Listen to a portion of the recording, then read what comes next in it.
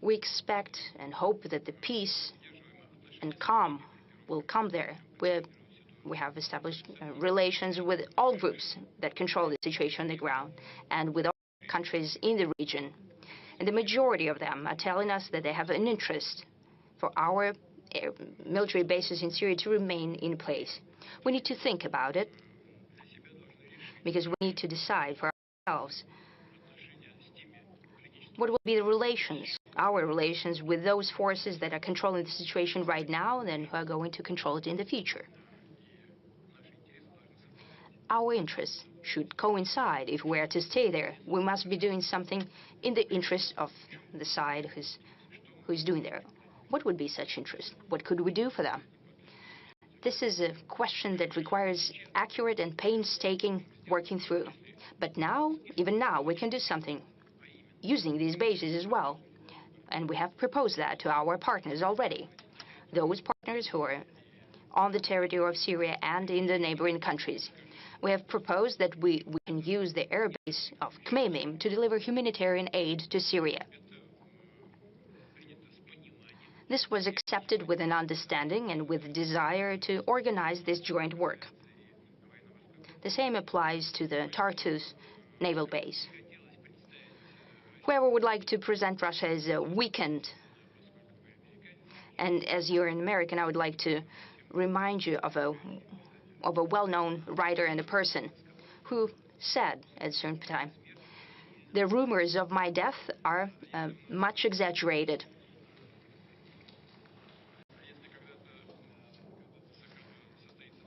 And if we hold a meeting at some time with the President-elect Trump, I'm sure we'll have something to discuss.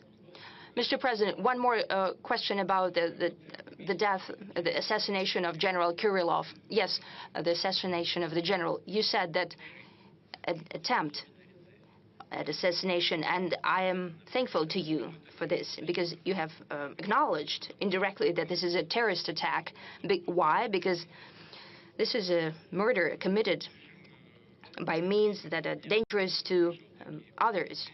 Kiev has conducted such terrorist acts and crimes against many citizens of the Russian Federation.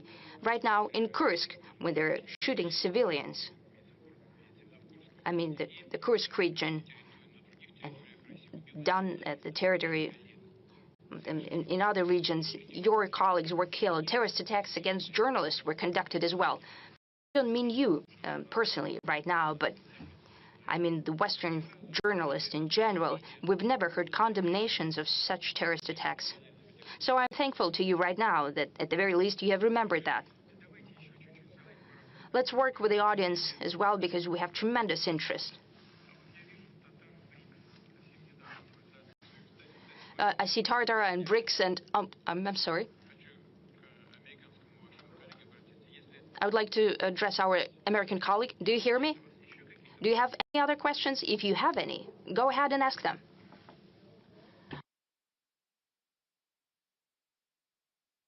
Are we going back to Kazan or not? If you would think about them, if you can formulate them, then we'll go back to you then. And we'll talk to Tartars, then to Americans.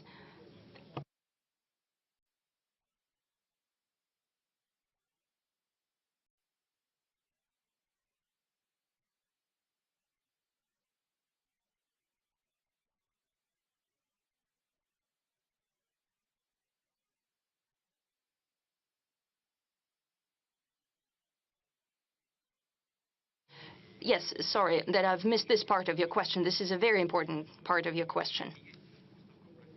The politics is the art of compromise, and we have always said that we're prepared for negotiations and compromises. But the other side, the adversary,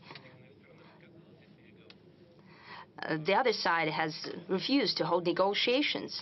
But we're always prepared for that. And the result of such negotiations is always a compromise. We have achieved an agreement, in essence, in Istanbul at the end of 2022. And I'm saying it for the 100th time now. The Ukrainian side has initialed the document. That means that in general, they were in agreement with it. But, well, they went back on their position. Well, it's clear why they did it, because your ally, Mr. President, Prime Minister Johnson, with a great hair, a person with great hair, traveled there, and he said that they need to fight to the last Ukrainian. That's what they're doing now. They're running out of Ukrainians who would like to fight.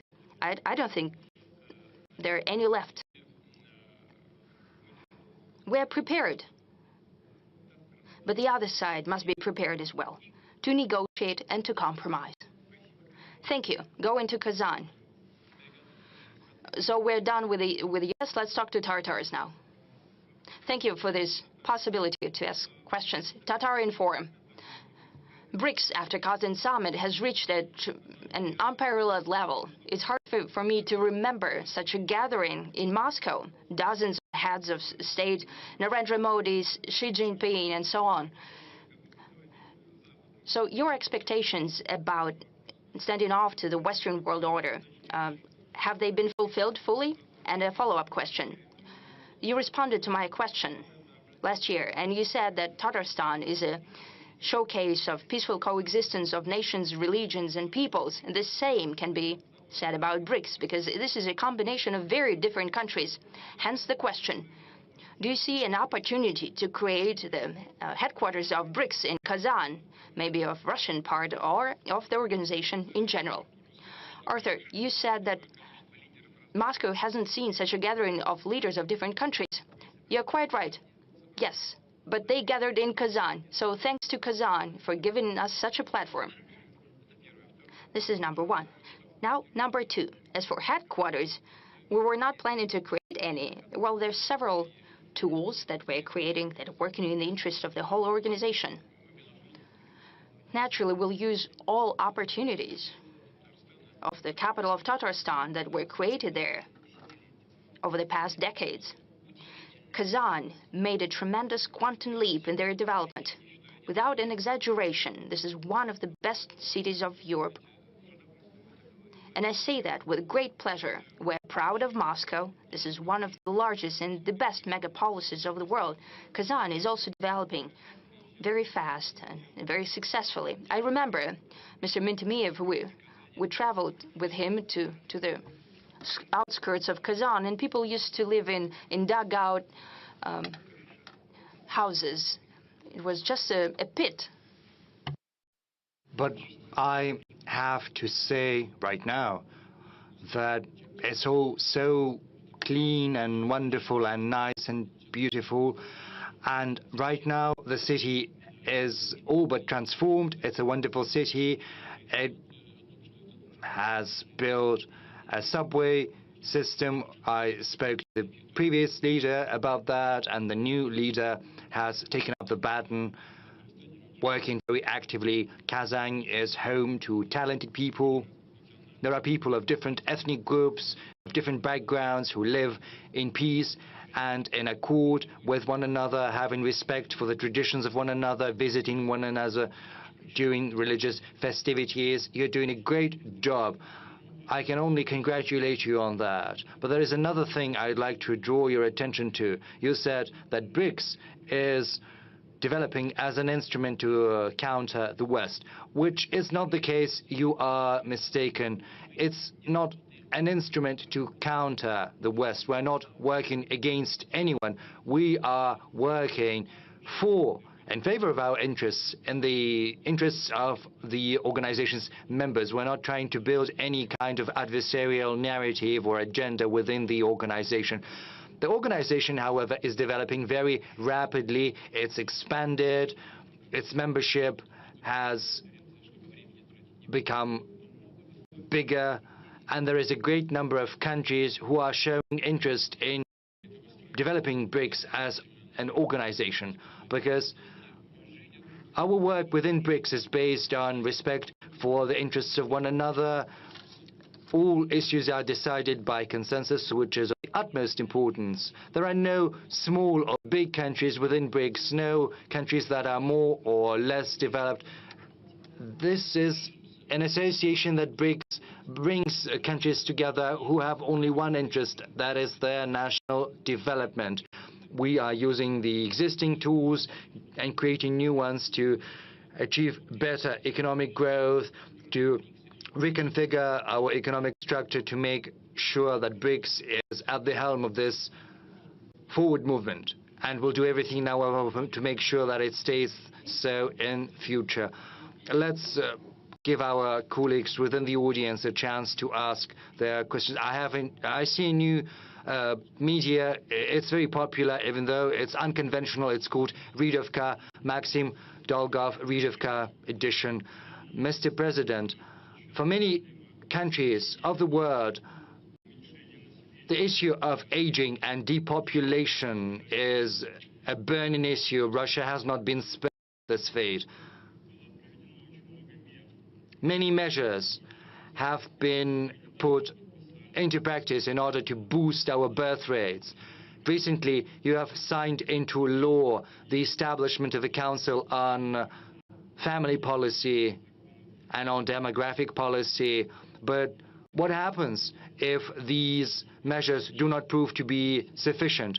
We'll enhance them, we'll improve on them. Please sit down. This is a question of utmost import, and it's a key issue just for Russia, but for the rest of the world, because many countries across the world are facing the same problem as we are. During the Soviet times, the birth rate stood at around 2%. The birth rate is basically the number of children per one woman. During the Soviet times, there was a 2% growth at a certain point in time.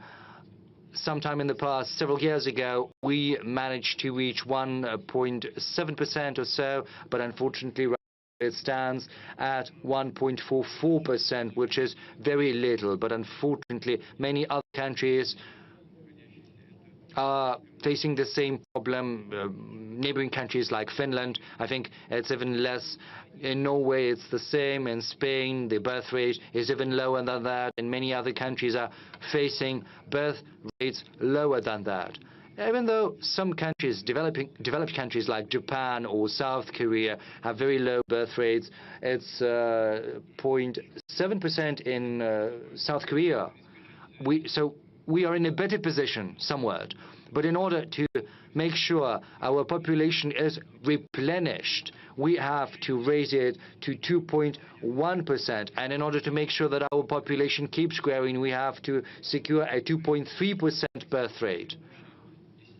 I spoke at length about what had been happening in the previous decades. We had a tough during the Second World War in 43, 44, and then after the collapse of the Soviet Union, we had a similar plunge in the birth rates.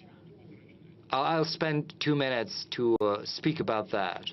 So when a small generation reaches the age of giving birth to children, it also gives birth to children to a smaller generation.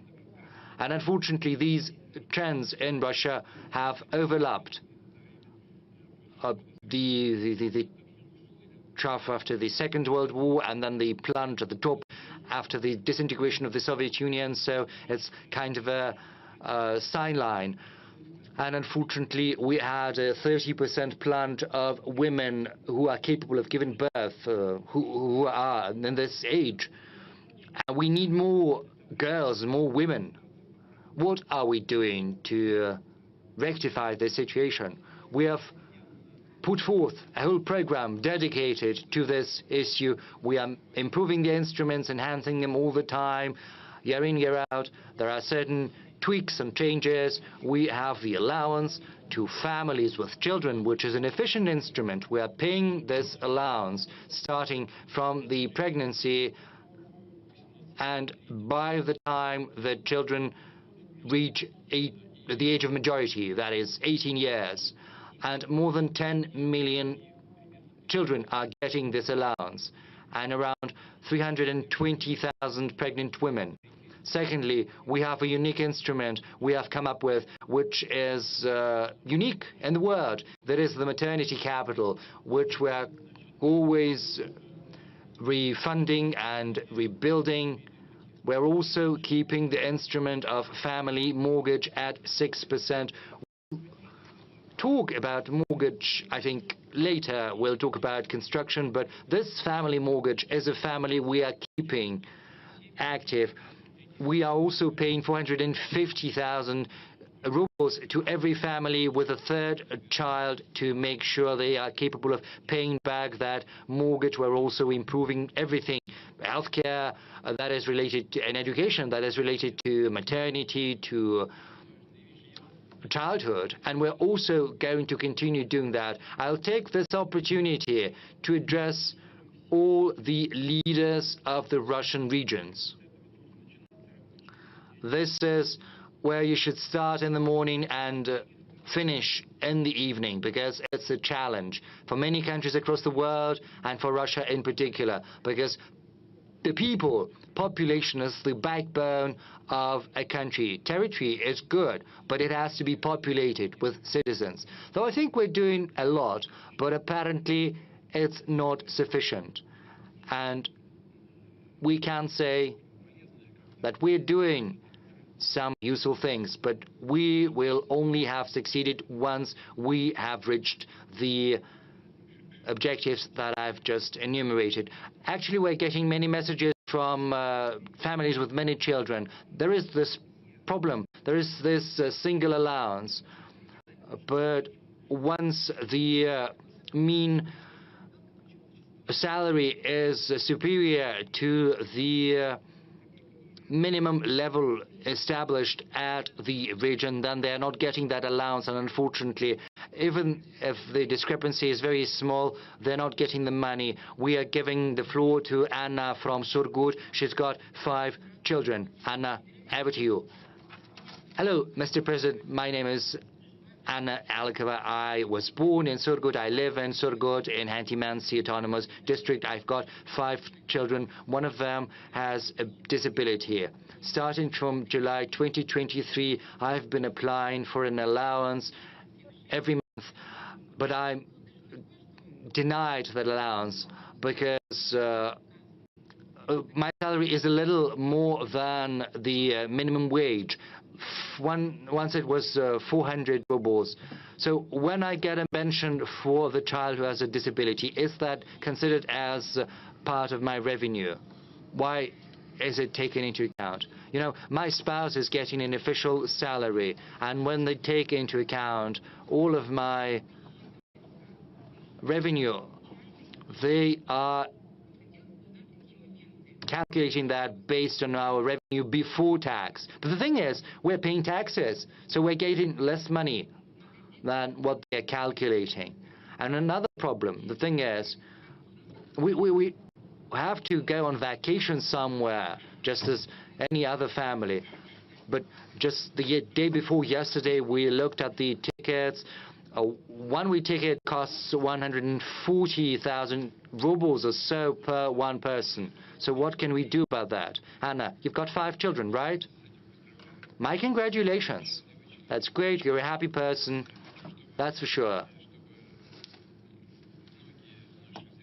And many people in our audience should congratulate you and should also emulate you and your family. Secondly, the thing is, when the income is calculated, they take into account everything based on your income the previous year. Because, you know, I've just cited our figures for the economic growth, but the thing is, this is just conjecture, so they can only do that based on your income the previous year. We could think about that. I'll ask Tatiana Golikova as well as our Ministry of Labor and Social Security, but this is not the most important thing. The thing is, there are other reasons that might explain the problem that you are facing when your income is a little bit more than your minimum wage. And once there is this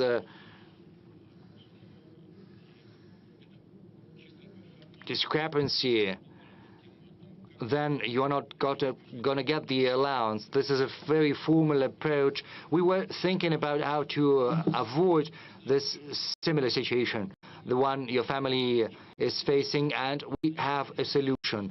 We have to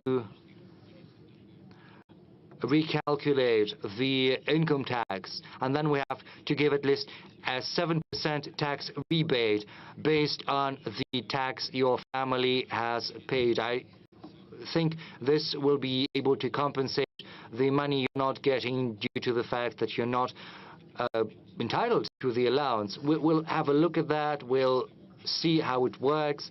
The government believes that this will be able to give you back the money you're not getting normally due to the fact that they're denying you the allowance. This is a recent decision. We are going to look at how it's been implemented.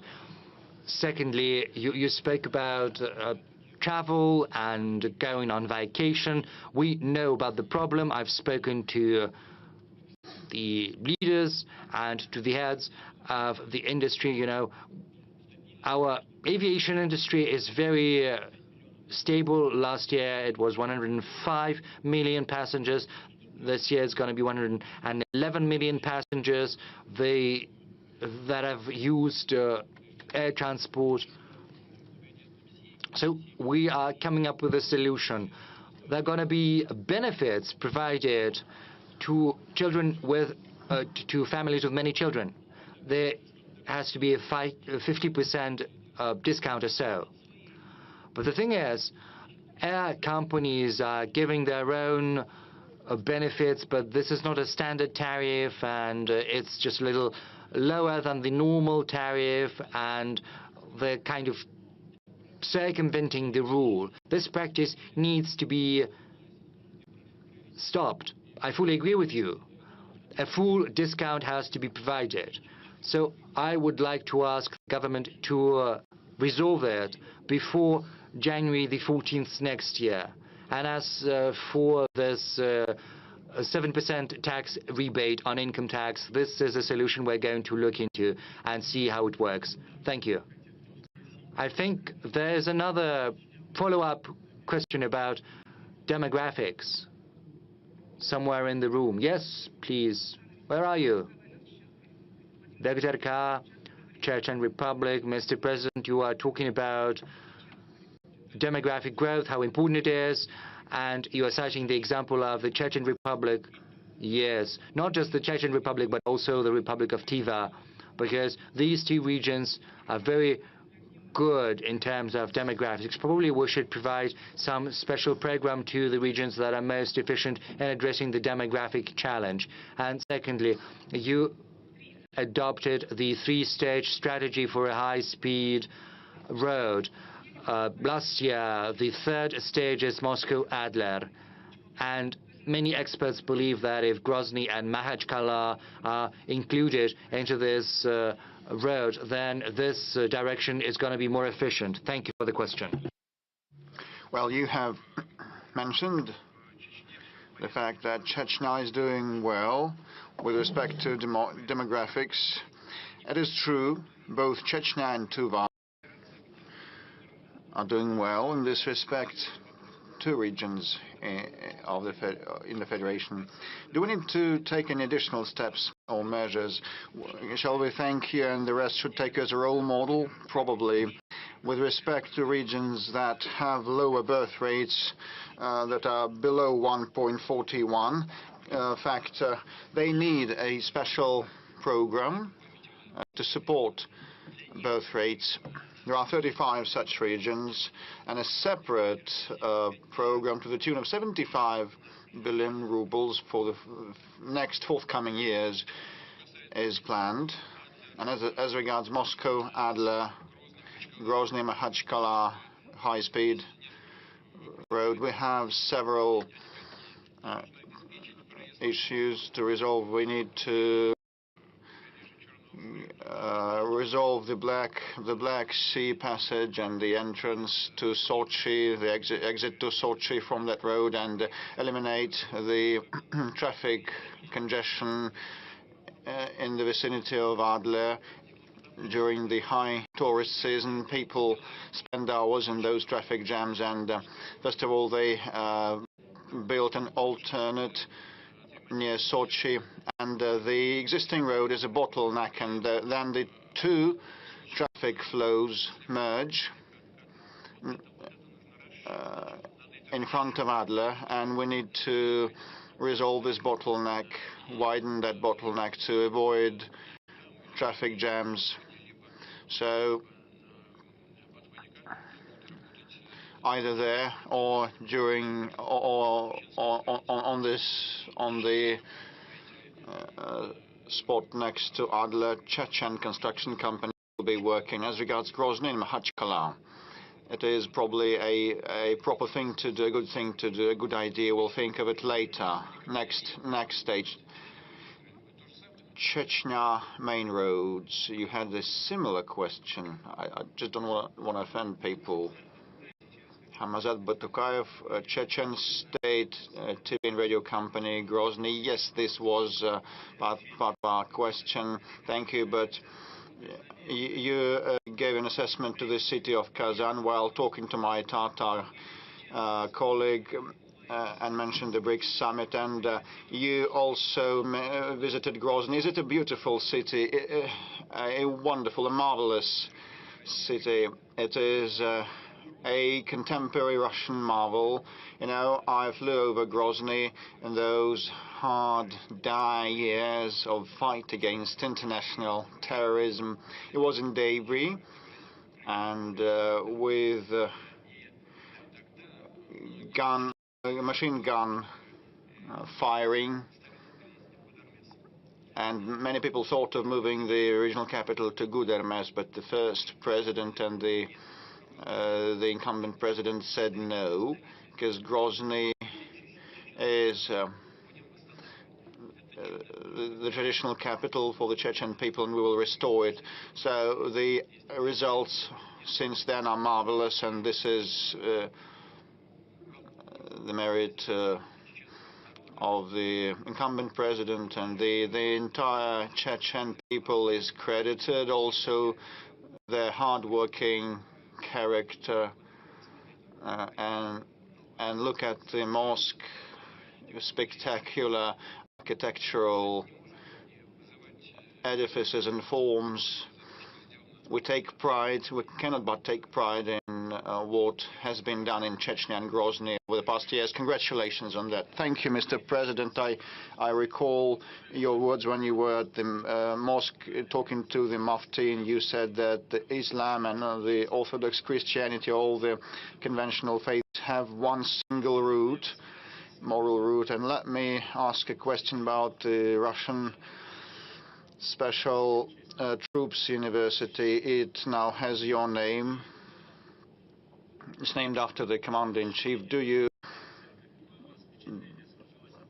What is your take on that university, on that visit? Well, I think it is very useful, very instrumental, and Russian Guard forces have been using that, and fighters from across the country are trained there, and some of the fighters that are now in the conflict zone from Chechnya and from many other regions, they were trained in that center, which plays a pivotal role in enhancing the defensive capability of the entire nation. Okay, I can see our Chinese friends from Xinhua agency wishing to ask a question. Mr. President, good day. My name is Juan He. I represent Xinhua News Agency. So glad to ask a question today, to be able to ask a question. I have two questions. The first one, what is your take on the current state of the development of the Chinese-Russian relations? Will you tell us about the main outcomes of the cooperation between our countries? And my second question, next year, China and Russia will mark 80th anniversary of the victory in World War II, and 80th anniversary since the United Nations were founded. According to your opinion, what is the role of interaction and coordination between China and Russia in maintaining global strategic stability and international justice? Thank you very much. Well, We speak a lot about the bilateral interaction of China and Russia. Next year will mark 75th anniversary since the diplomatic ties were established. Over the past years, a lot happened, and we've gone through a lot together. And in the recent decades, the level and the standards, the quality of our relations have reached an unprecedented level, and we've never seen in our history before. I mentioned the economic component, but this is built on mutual trust and confidence. All that we do and the way we act is built upon full trust and confidence on both sides. We do nothing that would run counter to our interests, and we have been acting in the interests of the Chinese people and the Russian people. And as regards economic interaction, well, we have 220, 230, or even 40, according to the Chinese statistics, of billion USD of mutual trade, which is very good. Over the past year, despite the high base, we still have seen a moderate pace of growth of about 3%. And my second point is about investments. We have around 600 projects of mutual investments to the tune of $200 billion, so which means that our future interaction is safeguarded. And another important component is cultural and humanitarian interaction. We hold dual years of culture and youth exchanges that are very important for specific cohorts of our population. And this is the foundation for economic and political interaction. Also, our regional interaction is of significance. Heads of regions speak to one another. And Malta and vodka is on the table, but you know, they know the happy medium. They don't overkill, so they have some personal chemistry. I mean the residents of the regions, neighboring regions, and student and the university exchanges also take place. Then, mentioning the great patriotic war, Russia and China were the countries that suffered most during the Second World War, but still gained a victory. So the casualties were colossal. We lost 25 or to 27 million people, and China lost even more, around 30 million people in casualties. So the things that the Japanese militarists did on Chinese land are horrendous, and the Chinese people went through that ordeal, and we stood side by side then, and we stand side by side now, which is a most important factor of global stability. And originally, the United Nations was established for the sake of this stability, and the Permanent Security Council members include Russia and China, and we almost always coordinate our approaches on international arena. And definitely this is a very important pillar of international affairs, so we'll keep acting in this vein. Please convey my best wishes to the leader of the People's Republic of China, a person whom I believe to be my personal friend, President Xi. So please, I call on everybody to ask no more than one question and be succinct. Kuban region in the central sector. Please ask yours. Good afternoon. Krasnodar region, the Lights of Kuban newspaper, Marina Smirnova. The question is as follows. Nowadays, the talks are rife about the migration issue. Ways to resolve it are entertained. The Krasnodar territory is a big region and cohesive one. Still, we have the issue of migration. We have restrictions in place. only the construction sector allows patents. And what is your take on these restrictions? And we lack manpower, and what is the way out? So this is a very sensitive and acute issue, not only for this country, for Europe also, and for even more acute for Europe. So we lack manpower. Yes, this is true. We have unemployment at 2.3%, which means it's almost inexistent. Well, our businesses and ministries have been telling me that there's a shortage in the construction sector and manufacturing. It's hundreds of thousands of workers. This is a hard fact. What the way out might be, ask. So first, in order to reduce the number of the labor migrants, one needs to enhance the labor productivity using new technological solutions that do not require lots of low-skilled workers. And hence, you should focus on high-tech sectors. So there will be no need to bring in more low-skilled migrants. Second, if it's inevitable, we need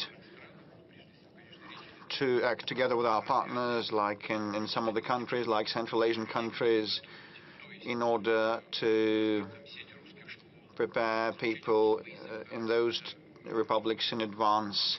They should get to know the Russian language, learn the Russian language, and Russian language studies centers should be established, and the prospective migrants should be knowledgeable of the Russian legislation, and definitely requirements for those already on our soil must be tightened. They should respect the environment they live and work in, and this is the responsibility of the law enforcement bodies. So there are two components here, the economic and the law enforcement ones, and they should merge. There should be synergy between them.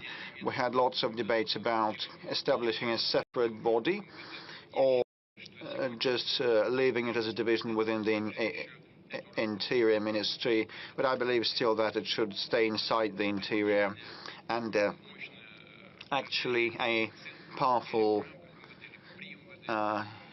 heavy-duty center should be established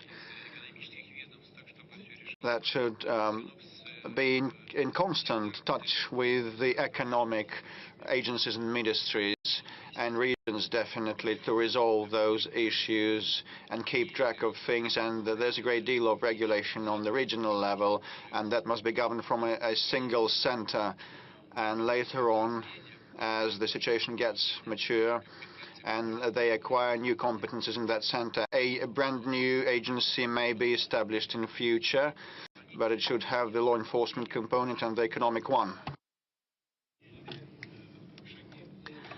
Certain steps in this direction have already been taken or have adopted a law. The State Duma has passed a law about the right not to accept children of migrants who don't speak the Russian language. Well, it's understandable. How can you possibly teach a child at school if he or she doesn't speak Russian? Then he or she, that child, needs to receive Russian classes, and who is going to pay for that? So we need to make sure that the rights of those who come into our country are not infringed.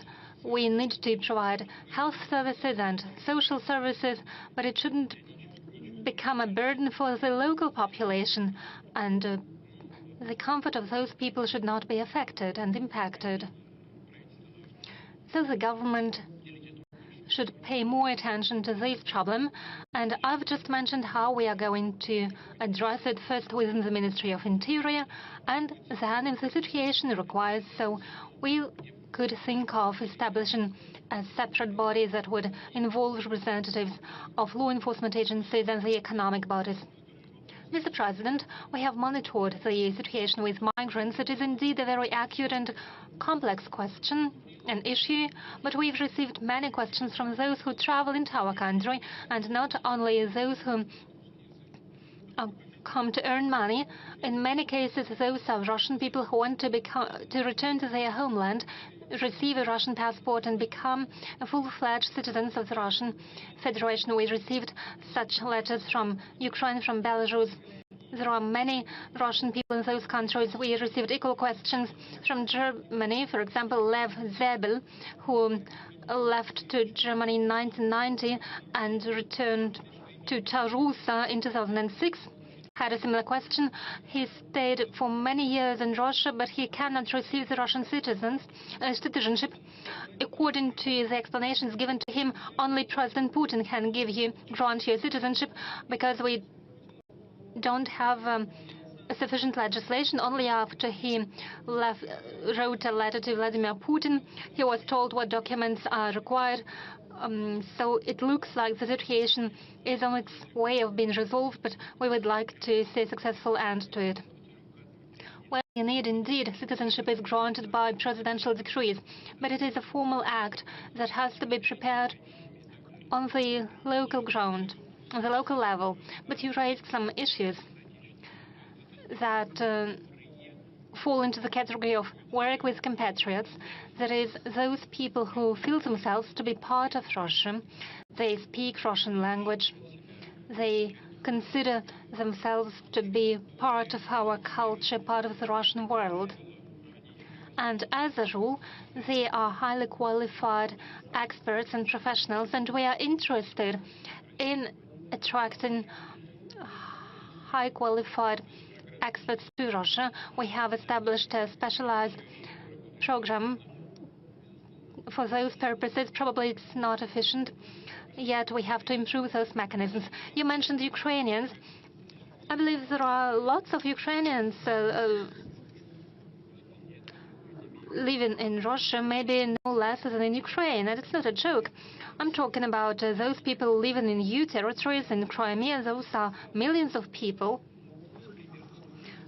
And I believe we have as many Ukrainians living in Russia as they are living in Ukraine. We can only welcome it. Those are people of our culture. They are part of our people. Those mechanisms, as I've mentioned, need to be improved. There's no doubt about it.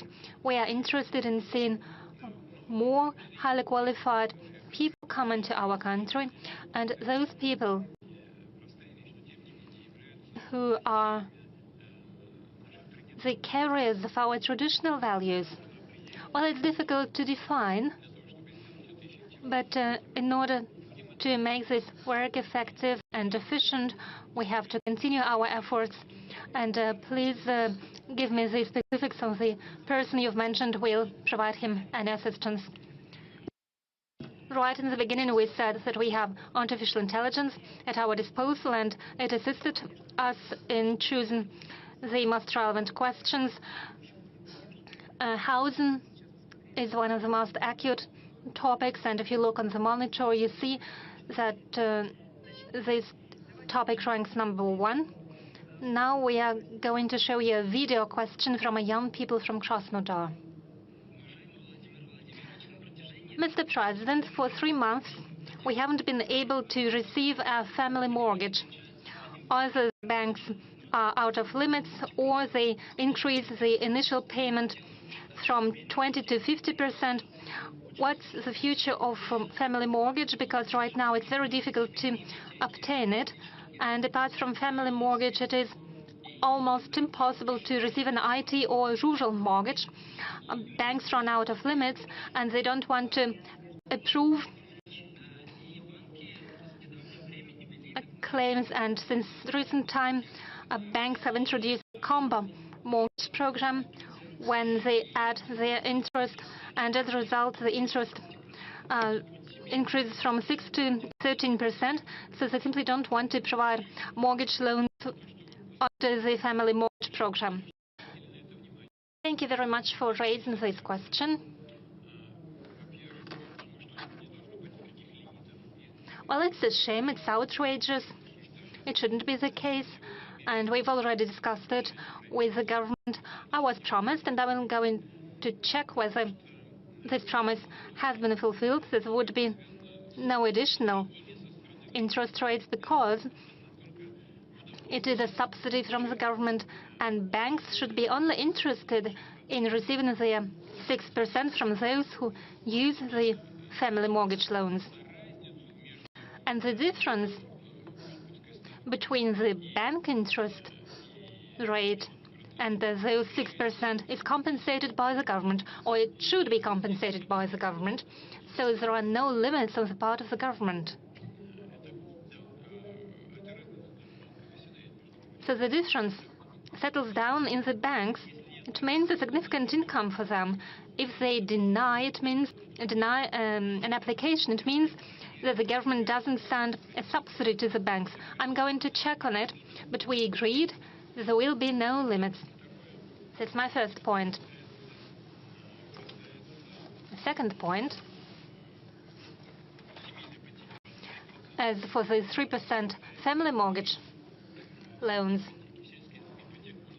and as for the rural mortgage loans, the ratio is 3% for the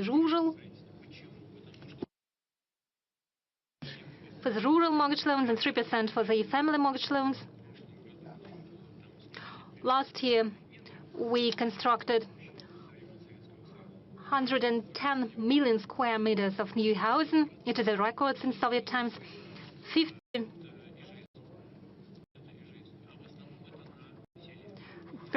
were individual houses, and most of them were built in rural areas.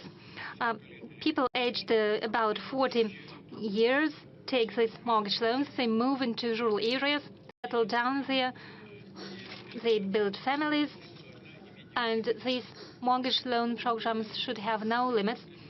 About several billion rubles are allocated from budget for these purposes, and it should be preserved. Same for IT experts, mortgage loans. It is at about 5 or 6%. It is a preferential rate that applies to not so many people. Some experts suggested that this program should be closed, but I think it doesn't make any sense. And I ask the government to provide the necessary subsidies. And it also applies to the Far East regions. Yes, 2% for the Far East, 2% for the new regions. Yes, and now I suggest that we move on to another acute topic, that is phone frauds. Every day we appeal to our audience on TV. Yes, I mentioned 110 million of square meters. They were constructed last year. This year the figure will be at about 105 million square meters. It is equally a very good figure. Yes, phone fraud, how topical this problem is, we can see from the amount of money that was stolen from the citizens by criminals. Criminals pretend to be representatives of the central bank or federal security service, and they move citizens to take loans or give their money to the criminals. I suggest to hear a video address from one of the victims. Good afternoon, Mr. President. My name is Yelena. I'm a pensioner. Recently, I became a victim of criminals. They hacked my account at Gosuslugi account, and now I have a debt of a great debt, and I simply cannot pay it off. How is it possible that banks approve such illegal loans while I receive a very small pension, and banks don't request any information, and at the same time they approve such loans? They approve loans that are much greater than my monthly income. There are lots of pensioners who fell victims of criminals. Shouldn't we ask banks to better control the activities of their officers and better check the applications from pensioners? Thank you. I can only agree with you. Yelena, you are quite right.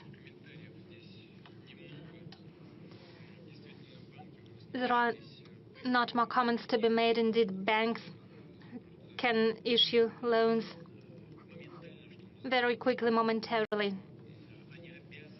But they must check the ability of a person to pay.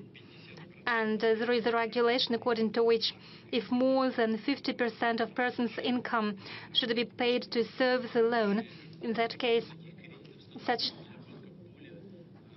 loans are more expensive for the banks, and the pressure on the bank capital increases.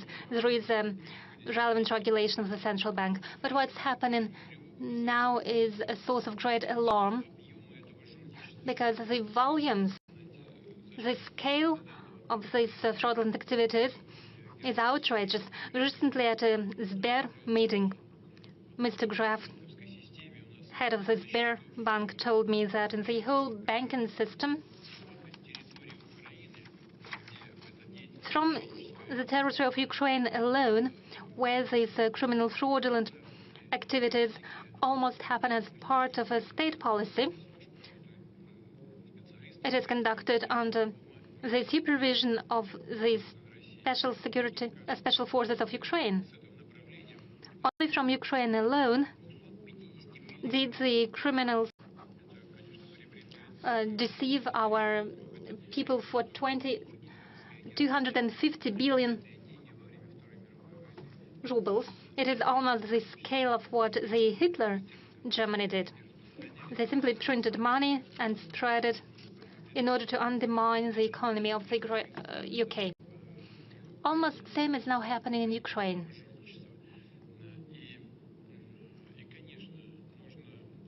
And of course, we have to supervise the situation. We should keep it in focus of our attention.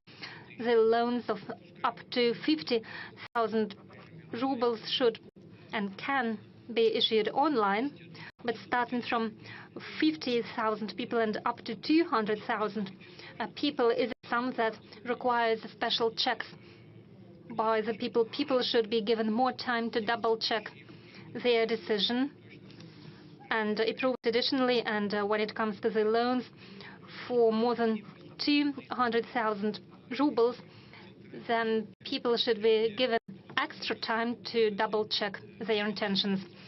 And we need to take the relevant regulations by the central bank, and the banks need to be regulated.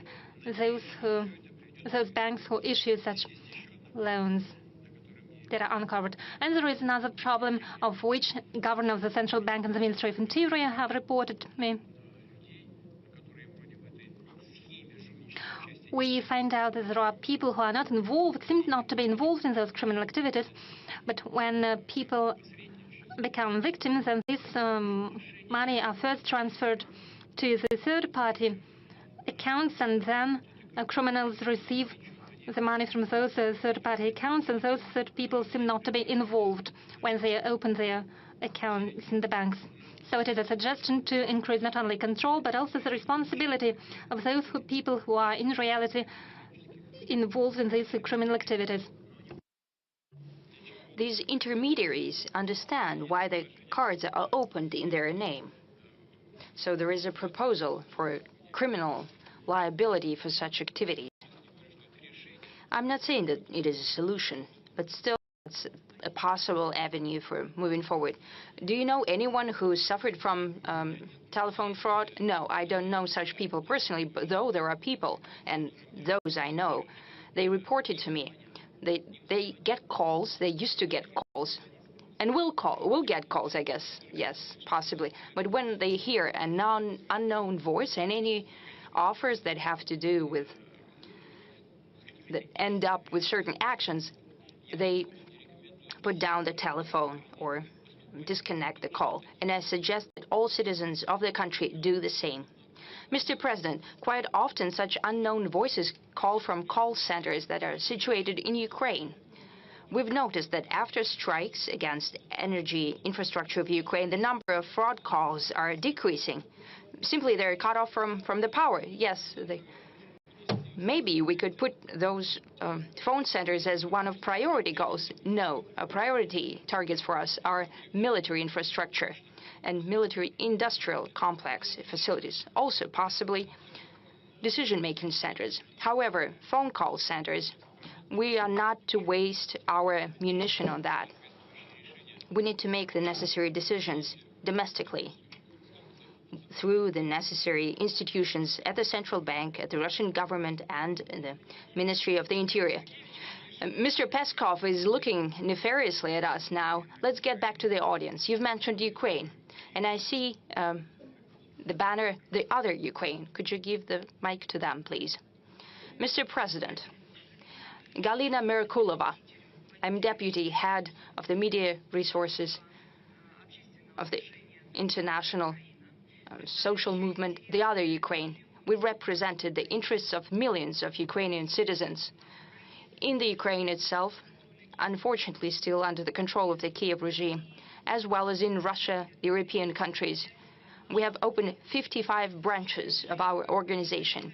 Our movement believes that, the other Ukraine believes that the only way to save Ukrainians from the criminal, illegitimate regime of Zelensky, which has usurped the executive, the legislative, and the judiciary authorities, is to unite the two peoples, the Russian and the Ukrainian. What are the conditions for you to begin the negotiations with Kiev? If not with Zelensky, then with whom? One more important aspect.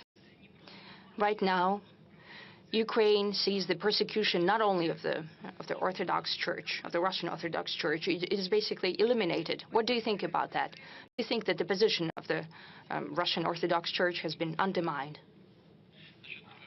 Yes. Okay, now first and foremost, please sit down. About the illegitimacy of the regime, I have already spoken on the topic. As I understand, the inspirator of this movement, is this an organization or the other Ukraine? It's a movement. Okay, it's a movement. Inspired by Viktor Medvedchuk? Yes. Yes, we don't see each other. But I know that he also thinks that. Why is the regime illegitimate? And I'll repeat myself once again. The constitution of Ukraine does not have an indication of possibility of the extension of the mandate of the president, even during the martial law.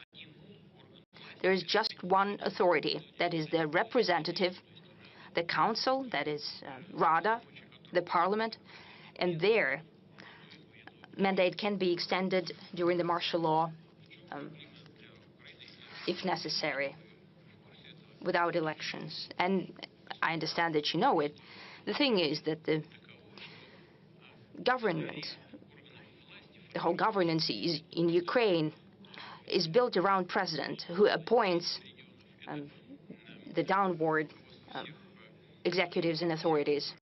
That is the leadership of all intelligence and army institutions.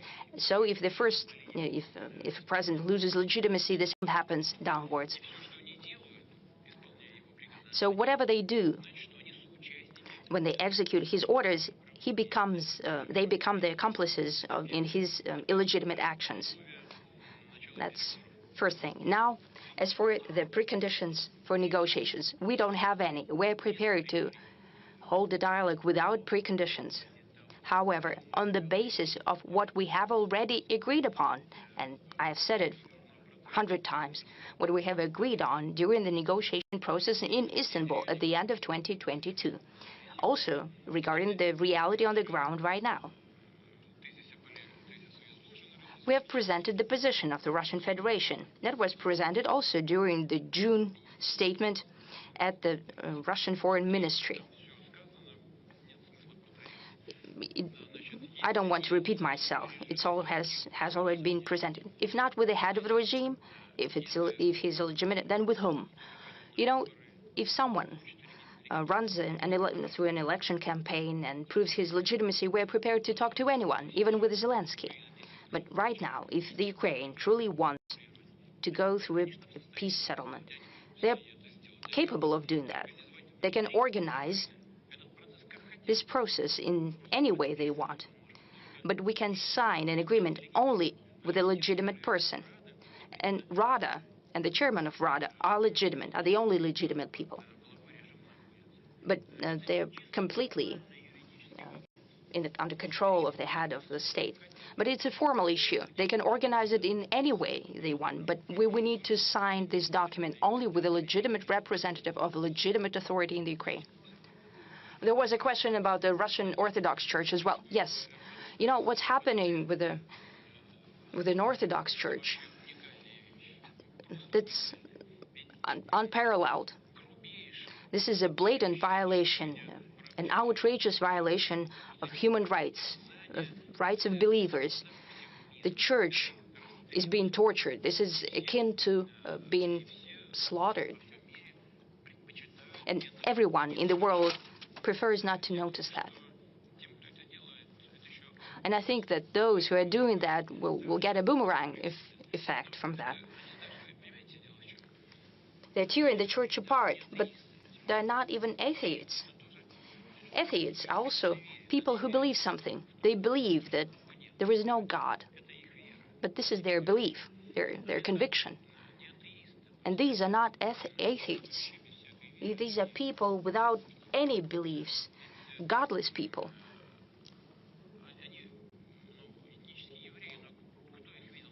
They're ethnic Jews, but has anyone seen them in a synagogue? I don't think so. They're not Orthodox as well, because they're never present at a church, and for sure, they don't follow Islam, because we don't see them at the mosque. These are people without kin or memory, with no roots. They don't cherish what we cherish, and the majority of the Ukrainian people cherish as well. They won't go to church, they will go to the beach. And I think it's their choice.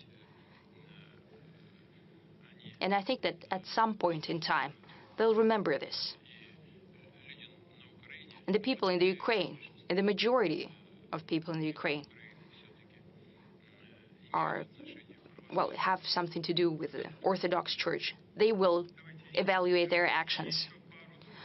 2 or 3 questions to the audience. I cannot help but give the floor to Purga Radio, or the Blizzard Radio. Blizzard Radio, Chukotka region. Anastasia Lavrentieva, thank you for this opportunity. I'm looking at the screens, and they're showing the relevance of topics for the regions. And I get confirmation that my question is truly relevant and concerns many citizens of my region. It's about the internet and communications. We in Chukotka have high-speed internet only at the capital of our region, just one city. Other citizens of the region do not have such benefits of the internet.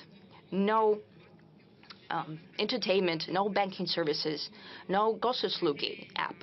They're unavailable to the majority of the people of Chukotka. Could you please help us with the bridging of the digital gap if possible? Thank you. I don't think there is a lot to say about that, because we have a high-speed internet development program and communications program, our satellite constellation and so on, especially about constellation that has to do with communications. It will be done, for sure.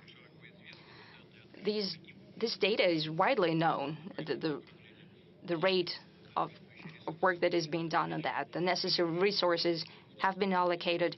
There will be no shortcomings here. We'll move according to the plan, and I hope truly that the faraway regions such as Chukotka will reap the full benefits of the modern civilization. It is extremely important for such a country as ours, because more and more people are working remotely. They're receiving education remotely. And here, high-speed internet is of utmost importance. We'll do that for sure, no doubt. Now, Alexander Gamov, the front row, one of the oldest Russian journalists. Thank you very much. Komsomolskaya Pravda website and a newspaper. I'm here with girls, with Marina, Putin team representatives. We haven't spoken about that, but I wanted to congratulate all of us and you, Mr. President, I think this is the 20th press conference, though colleagues trying to correct me here and saying that it's 21st press conference.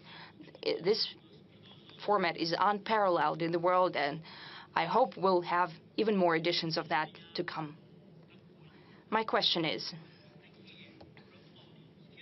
contrary to the skepticist prognosis, the presidential program, Time for Heroes, did not become just a single-use program, just a rubber stamp program.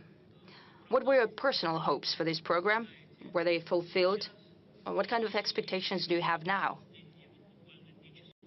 And just a last question, why don't we cherish and protect enough, our heroes? Not only the death of General Kirillov, he was mentioned as an aside today, but there were plenty of cases when our participants of the special military operation were offended, or later the law enforcement interfered, but there were many cases. Now more to the Time for Heroes, the program. I represent the heroic newspaper Komsomolskaya Pravda during the Great Patriotic War. This was a newspaper with frontline correspondents.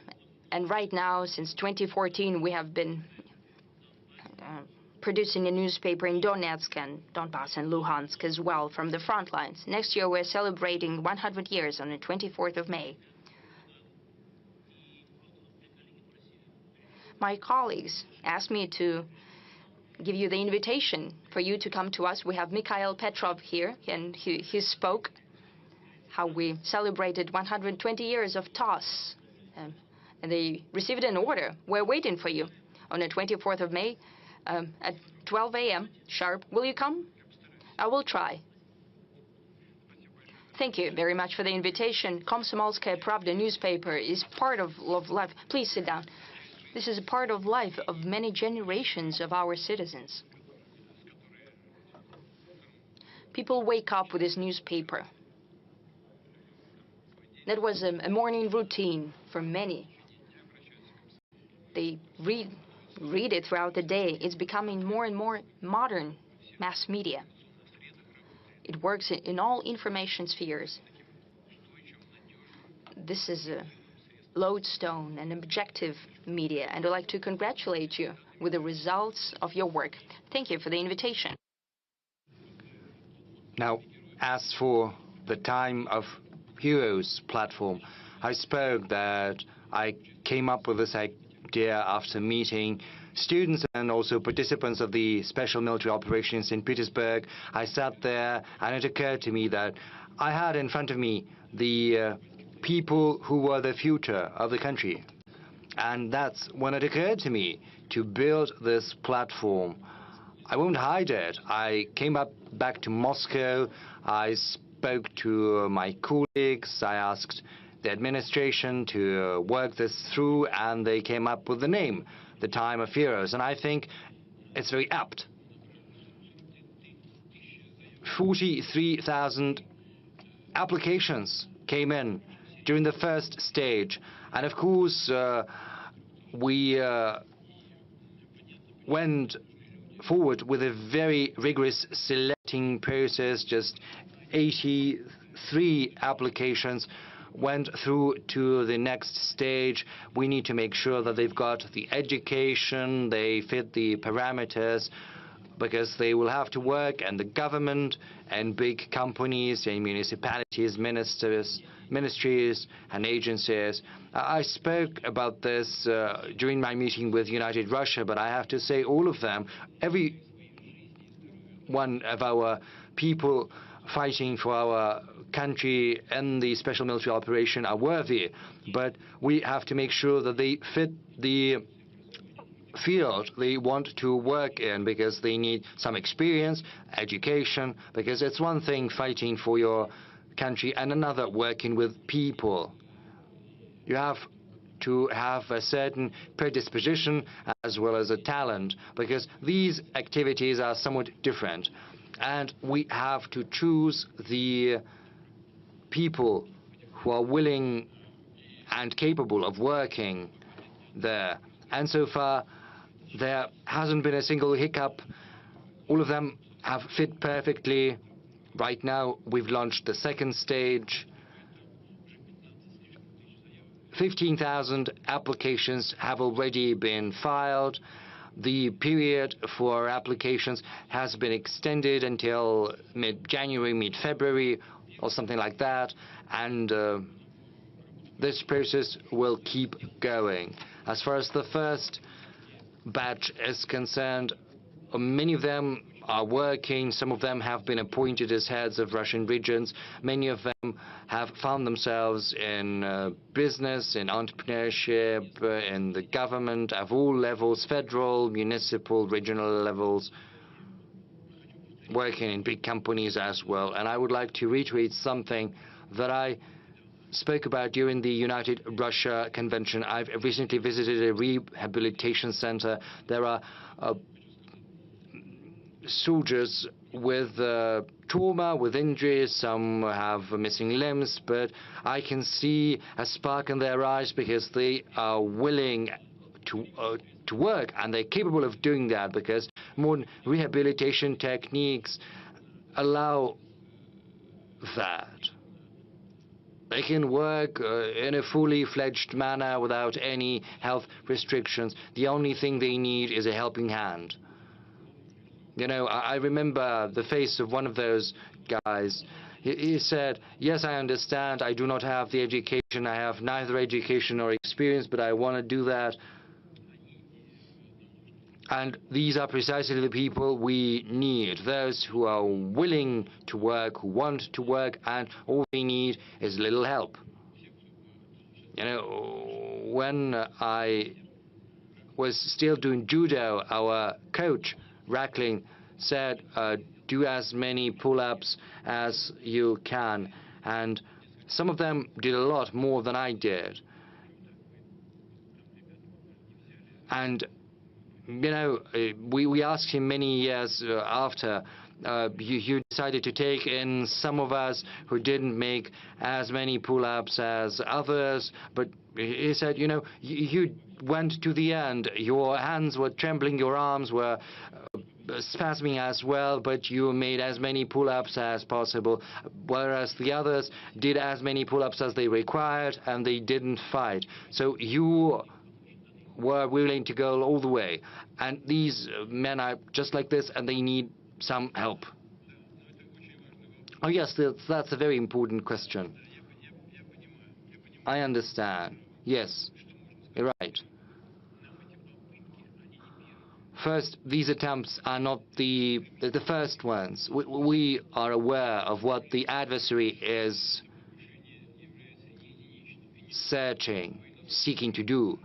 And these attacks are not just targeting our military. I expect that when I talked to your American colleague, there are, you know, assassinations like that of Madame Dugina, which was terrible. There are attacks on journalists, on civil leaders. These are terrorist actions perpetrated by the current Kiev regime.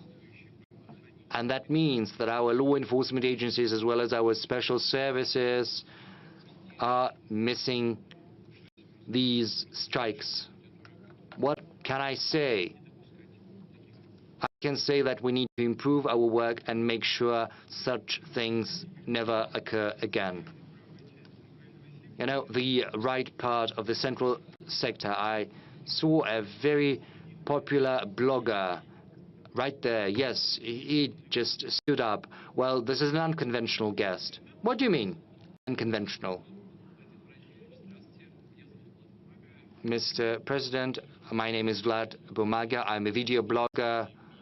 I've got more than 80 million subscribers, mostly young people. And as we know, young people spend much time on the internet every day, from 5 to 8 hours, and half of that time is spent watching video content. And just as many other content creators, we're actively pursuing the development of our Russian platforms such as VK Video. Yes, these platforms are not yet great, but they're growing steadily and they provide a high-quality service.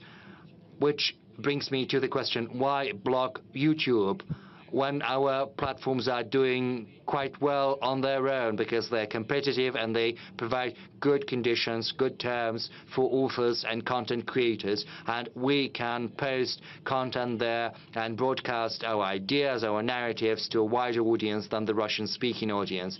And on another matter, as I said, almost all children know me and watch me, almost all children in our country. And this year, I became a father as well.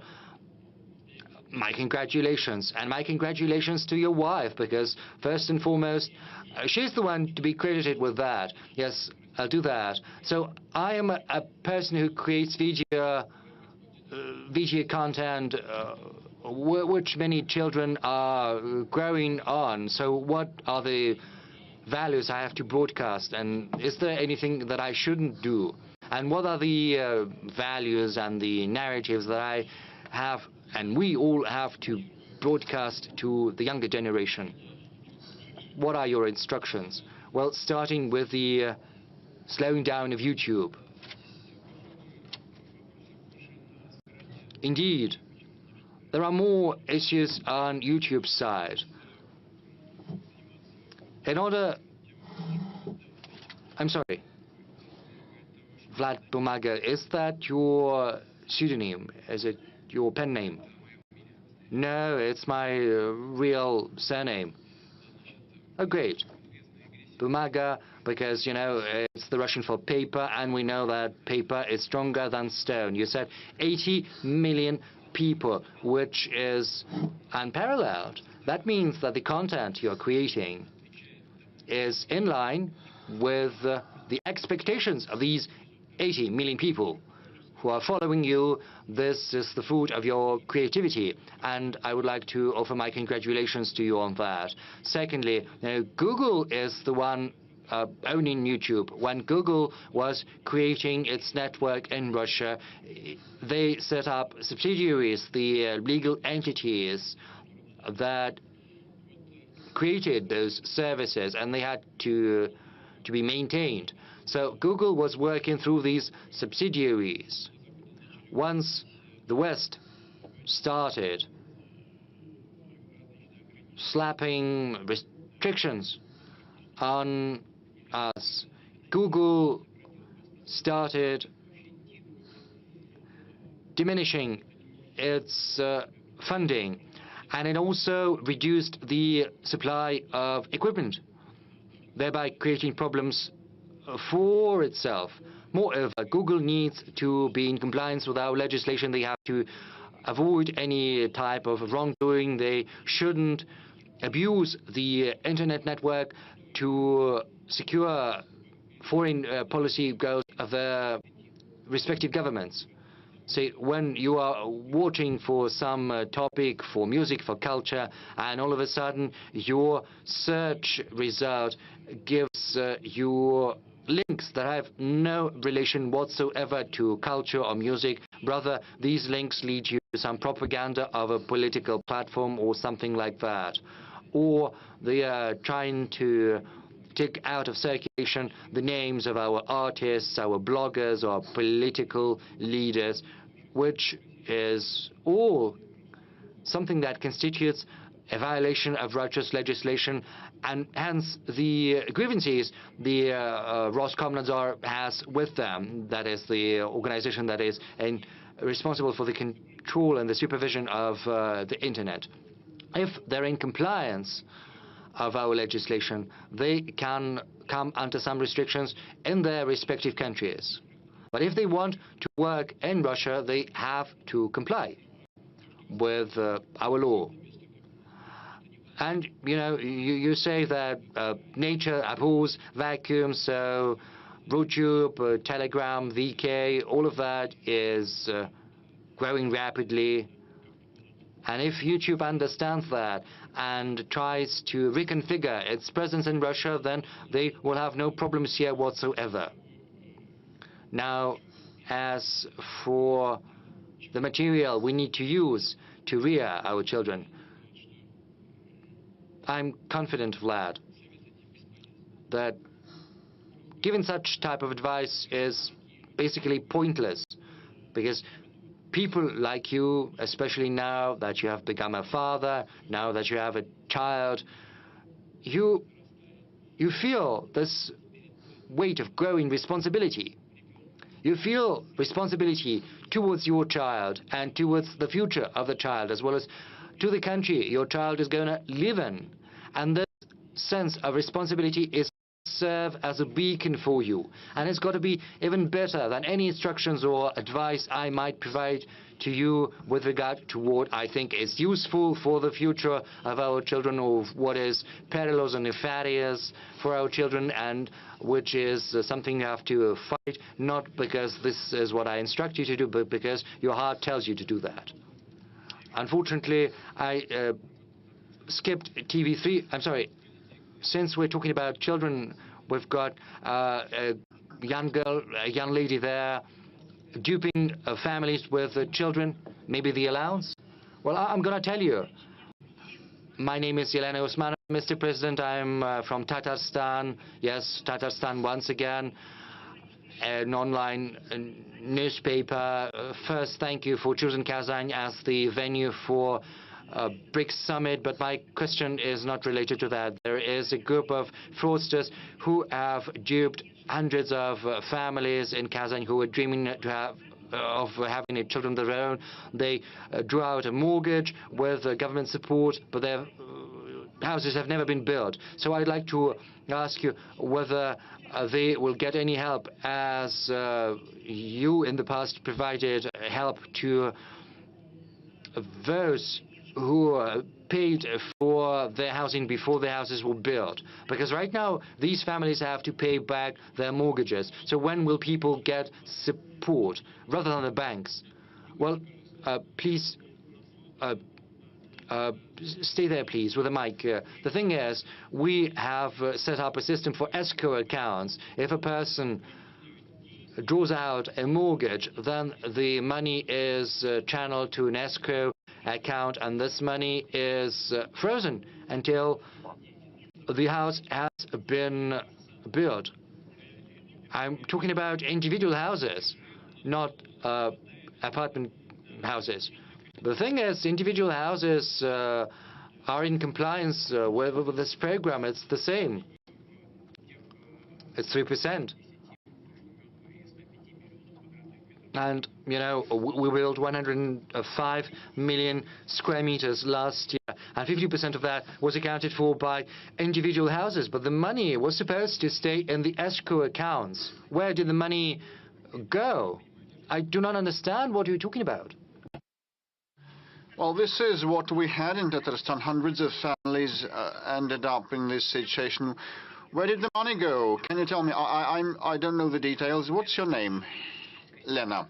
Yeah, Lena, those details matter a lot. Let's get to grips with it. It wasn't about escrow accounts. Lena, it may be probably the case when people are hoodwinked and their money is taken from their accounts. And probably we should compare and contrast it with other cases of similar kind, and we should prevent such cases. So we need more detailed information, because I'm not in the know, because these are very important things, and we should rectify such flaws. Actually, we have some of the housing still under construction, and the money resting and registered with escrow accounts constitute around 7 trillion rubles. In totality, more than 65% of what is needed to complete the construction of the purchased houses. And this will be so that it's constructed in 2025, and no one will be left without the purchased flats, and the money on the accounts are protected and hedged and ensured. If you know about some practices that are off fiscal accounts, please let us know. TV3 or Turkey. Turkey. We will come back to you later. Anadolu Agency, Ali Jura. Mr. President, Israel has been breaching the international law, killing tens of thousands of people, including children, in Palestine and Lebanon. Currently, Israel has been capitalizing on the situation in that region to occupy Syria, breaching its sovereignty. How can you comment on the action of Israel in that region? Have you had a conversation with President Erdogan? Thank you. Please have a seat. We are in constant touch with President Erdogan. Well, I cannot remember the exact date when we talked last time, but we definitely also talked the situation in the region, in the Middle East, and the attitude of President Erdogan and Turkey to the Middle East developments is well known, and our position on Lebanon and Palestine also is common knowledge. Our stance is not subject to political expedient situation, and we believe that the resolution of Palestine issue can be attained only with the help of removing the root causes. So the Security Council back in the past opted in favor of a two-state solution, Israel and Palestine. Israel was established, Palestine is yet to be established. This is the issue, this is the problem, and Israel has been continuing its unlawful settlement activities to date. I'm not sure what goals Israel pursues in Gaza, but you know, this merits only condemnation, and we did that on many occasions at all levels, including the public and civil level, and expressing our position in the Security Council of the United Nations. Nothing to add here. Same refers to Lebanon. As regards Syria, I believe, frankly speaking, Turkey has been trying to safeguard its safety on its southern frontiers and create conditions for the return of the refugees back home from its own territory to the Syrian land. And those territories are now under more or less control of actually Turkey. Probably they want to move away the Kurdish troops from the border. Probably those might be the goals and the outcomes, and may be attained, but the main beneficiary of the Syrian developments, I believe, is Israel. It's my personal belief. You may have any sort of attitude to what Israel has been doing. Russia has been condemning the seizure of any part of Syrian territory, but Israel has been trying to resolve its security issues. And, you know, the Golan Heights line is well known. And Israel has moved 62 to 64 kilometers on the front line, inserting around 25 kilometers into the other territory, the adversarial territory. It's similar to the Maginot line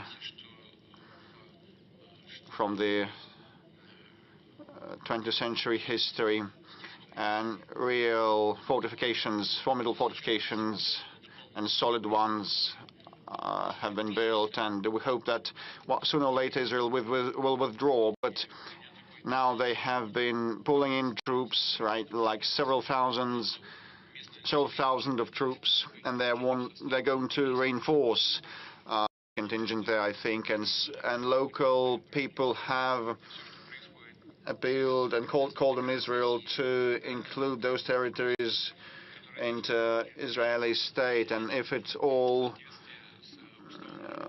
boils down to disintegration of Syria, it will be decided by the UN in line with the UN Charter and the self-determination rights nations have. This is a very convoluted, complex issue, not for today's phone-in, and you know, Turkey has had problems with the Kurdish Working Party for decades. I hope there will not be an aggravation, but you know, some of the European leaders told me that after World War I, Kurds were promised their own state and were duped and deceived. And Kurds reside in Iran, Iraq, and Turkey, and Syria. You know how many of them live there, around 30 to 35 million Kurds. And this is the Kurdish issue is a major one, and the Kurds are formidable fighters. And the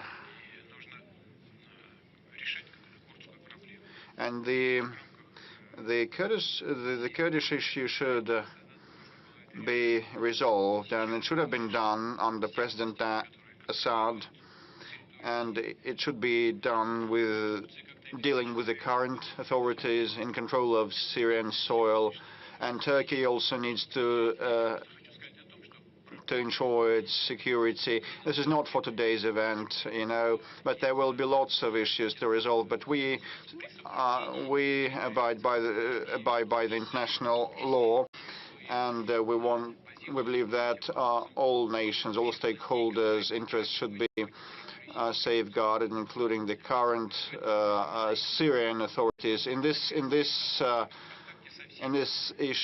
issue, we are on their side, and we are in touch with all the major groups that control a situation in Syria. TV3 military correspondent Alexander Malkevich, just in a nutshell, the fighters asked to convey words of gratitude. Last week you met with Human Rights Council members and supported the idea of creating the Museum of Special Military Operation. This will be our media Oreshnik, so to say, and our legendary Leningrad regiment has been rendered the name of Guards Regiment, so gratitude for that. So, and what is your assessment of the fund on a scale of 10 points? And what are the main goals for the foundation for next year, and the main criterion of the efficiency of the foundation for? Have a seat. With respect to the work of the foundation, Defenders of the Fatherland, that was established in June. This foundation was established, you know, after my meeting with the mothers of the special military operation participants, with the widows, and I figure that the regular support methods to back our servicemen and support the families of the fallen heroes are insufficient, and we need a special arrangement to be established, including for those who get out of touch with the army. So the Defenders of the Fatherland Foundation was established for this sake. When they leave the military service, they still need the attention and care from the government, and it should not be formal, it should be targeted, individual to each family, to each fighter. So this is the statutory goal of the foundation. It has to resolve social and welfare issues like allowances, payouts, receipt, prosthesis and artificial limbs, supply for those who need that, and they procure the entire service, not just the limb. And it is they have been carefully pre-selecting the prosthesis types and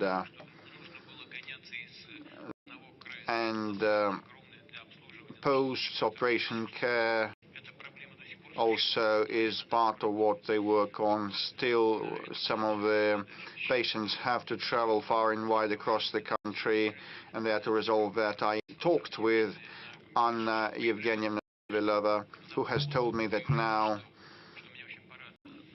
the requests start coming from the fighters with respect to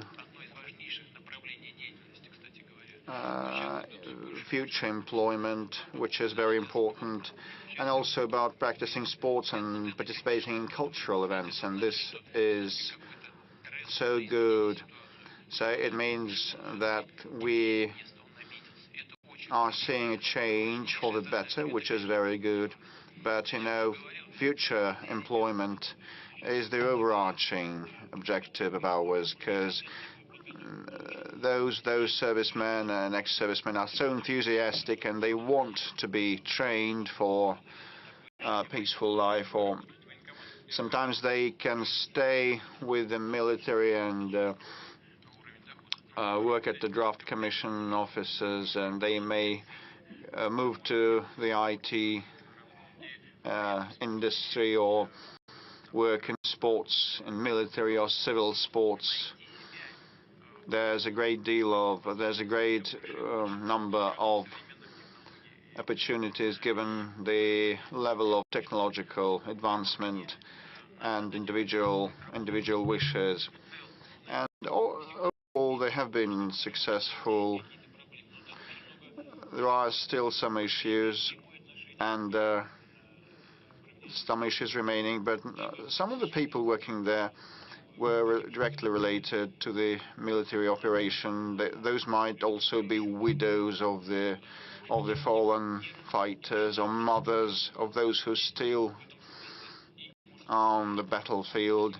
So these are caring, non-indifferent people, and the servicemen that came back from the front line also work in that foundation. This is why it is efficient in its operations. I didn't want to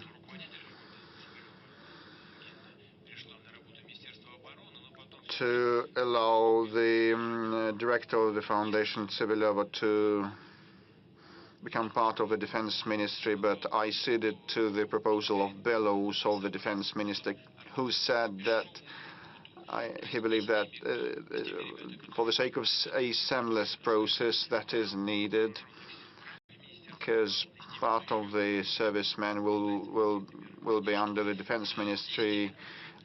Some of them are on the front line, and others have left the army, so we need this seamless mechanism.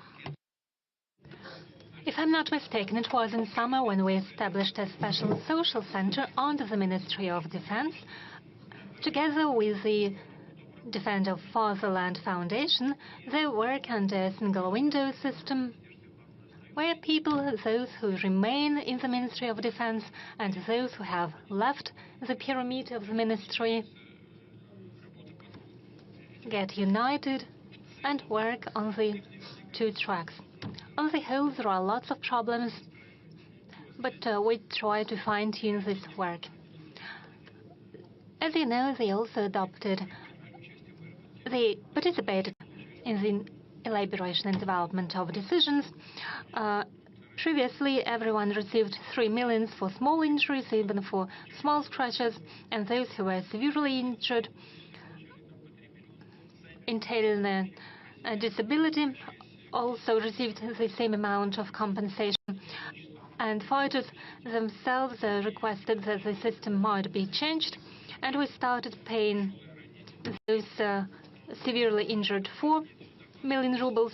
But when I was receiving these reports, I saw that those soldiers who were severely injured and got disabled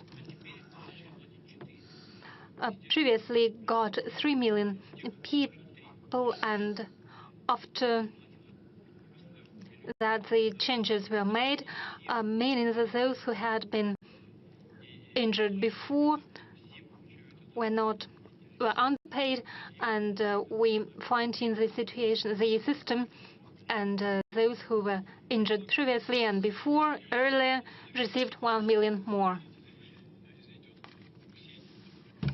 I see that Ksenia raises her hand.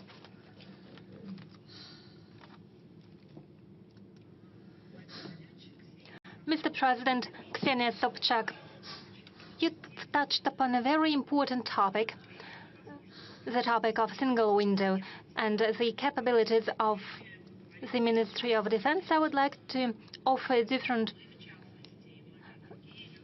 perspective to this question. We, stars of the show business, journalists, and those who are indifferent, implement various projects. In particular, for more than 2 years, we've been involved in a large-scale project offering assistance to those people from Belgorod and Kursk regions, our compatriots and co-citizens who were affected by the attacks of the armed forces of Ukraine. We have provided assistance to hundreds of people, and I believe there are many people who are indifferent. What do you think? How could we provide assistance to those people and establish a single window in order to bring together the civil public initiatives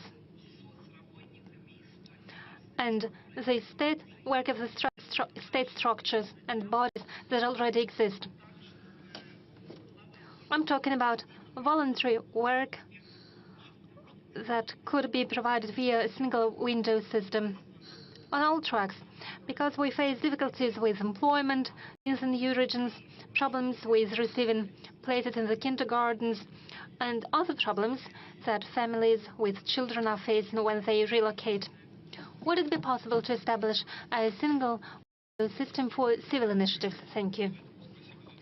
Well, first of all, thank you very much for all your efforts. It is a tremendously important thing when we provide assistance to very specific persons. Second, when volunteers provide such assistance, and I would like to thank all volunteers without any exception. They risk their lives. There are losses among volunteers, unfortunately. But when they work, they reach out to a specific person, and they have a better feeling of where the government succeeds and where something fails. So as I've already mentioned, with regards to the Kursk region, there is a program aimed at restoration of the Kursk region, and funds have already been allocated, and same happens in other borderline regions, in the Belgorod and Bryansk regions. No one be left unattended. But you probably have a better feeling for that, and I'll think about how to proceed on myself, and I'll request our bodies, the Ministry of Defense and the governor. I'll ask them how we can pool these efforts. We could establish a single window system, or think of a different instrument in order to coordinate the efforts. Thank you, Ksenia. I don't have an answer right now, but I agree with the problems that you've raised. The topic of special military operation, I suggest that we continue taking questions about the support measures for the family members of those fighters. There have been requests for assistance in finding those people who are missing now. people with whom any connection was lost, or with those people who, according to the information received by their relatives, were imprisoned?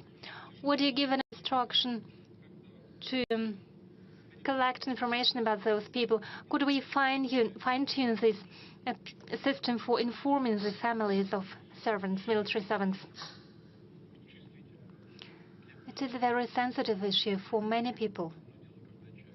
It's one thing when a person is fighting on the battlefield. God save him. There are various types of payments. We are talking about big amounts of money. There are so-called travel expenses for those servants who were sent to the borderline regions, to the regions of the special military operation before the hostilities broke out there. So they were paid the so-called travel expenses. Then they receive allowances for participation in the hostilities on the front line. And there are small differences in these allowances. But as a person disappears, then we should provide assistance and support to their families. Ministry of Defense is aware of this problem, and at least two things need to be done on this track. First, what we need is to reduce the time for taking final decisions when there is no information, when then families no longer receive the payments and the allowances because there is no person. He doesn't participate in defensive or offensive campaigns and doesn't receive the respective allowances. So the family doesn't receive the financial support. And together with the government, the Ministry of Defense have to take a different decision. What could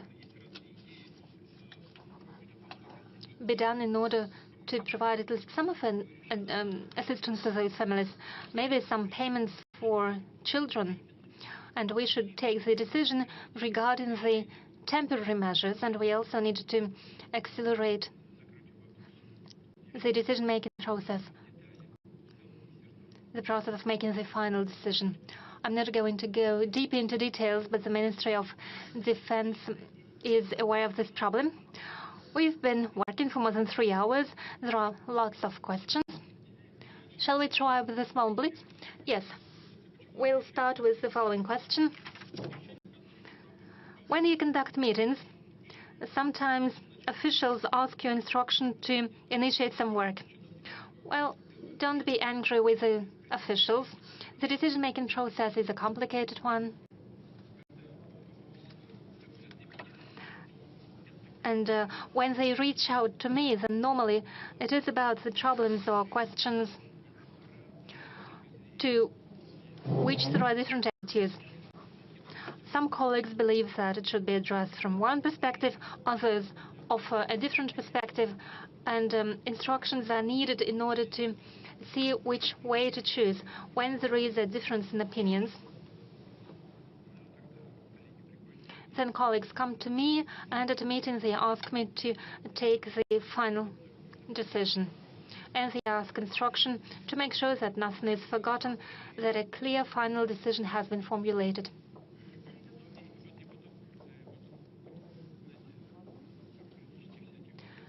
And, there are some bureaucratic tricks.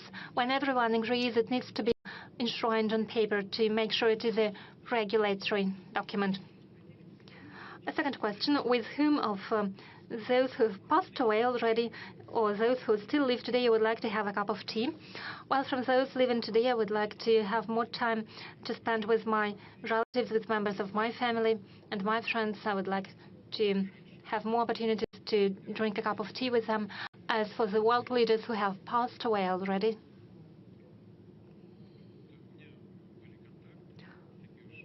I've had contacts, not so close contacts, but nonetheless, for quite a long time, I had contacts to Mr. Kohl, the German Chancellor. He was a world-scale figure, not only due to the fact that he was a corpulent man, but also thanks to his beliefs.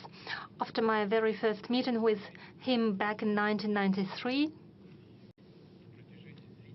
and for a long period of time, after he no longer was German Chancellor, he sometimes regularly, not quite frequently, but regularly came to visit me, and it was my distinct pleasure to talk to him. He was an important figure of his time. He had done a lot for his homeland, for the German people, and he was a real world leader. And I still have warm memories of many of our conversations. They were useful for me, and it is no exaggeration. They were useful. He was a very President of France, Chirac, was a very interesting personality. He has encyclopedic knowledge. He knew everything, whatever you asked him. And he had his own opinion on anything, and he stuck to his opinion. He was a very gallant and polite man, and I learned a lot from him. I learned a lot from Kohl and from Chirac to his manners in particular.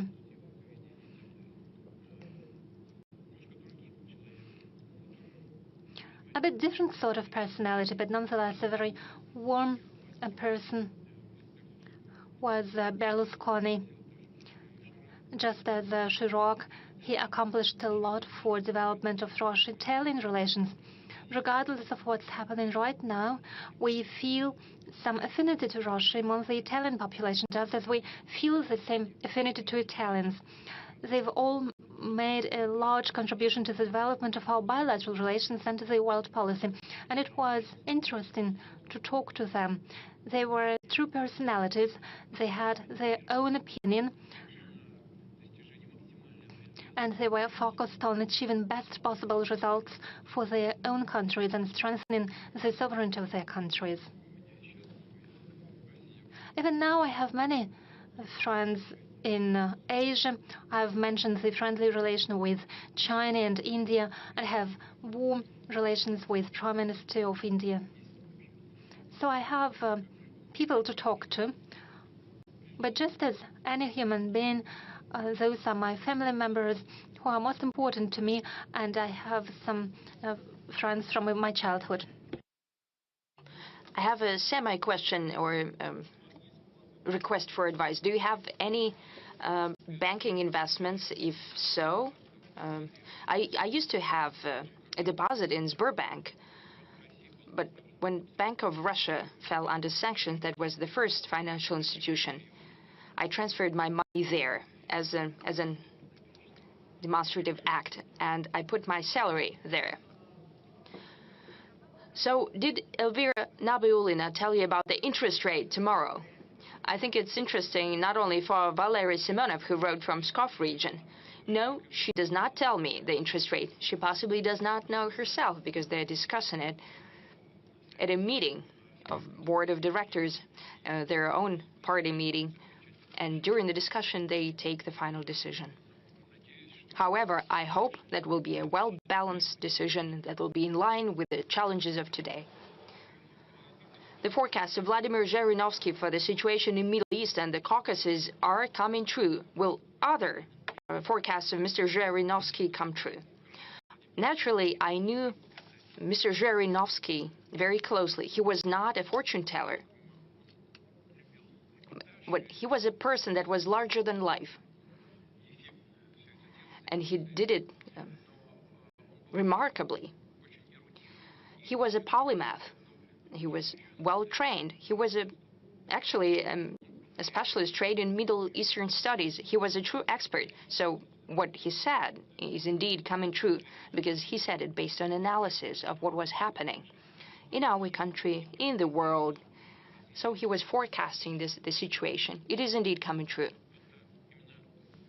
However, this is a forecast based on true knowledge and the experience that he had as a specialist.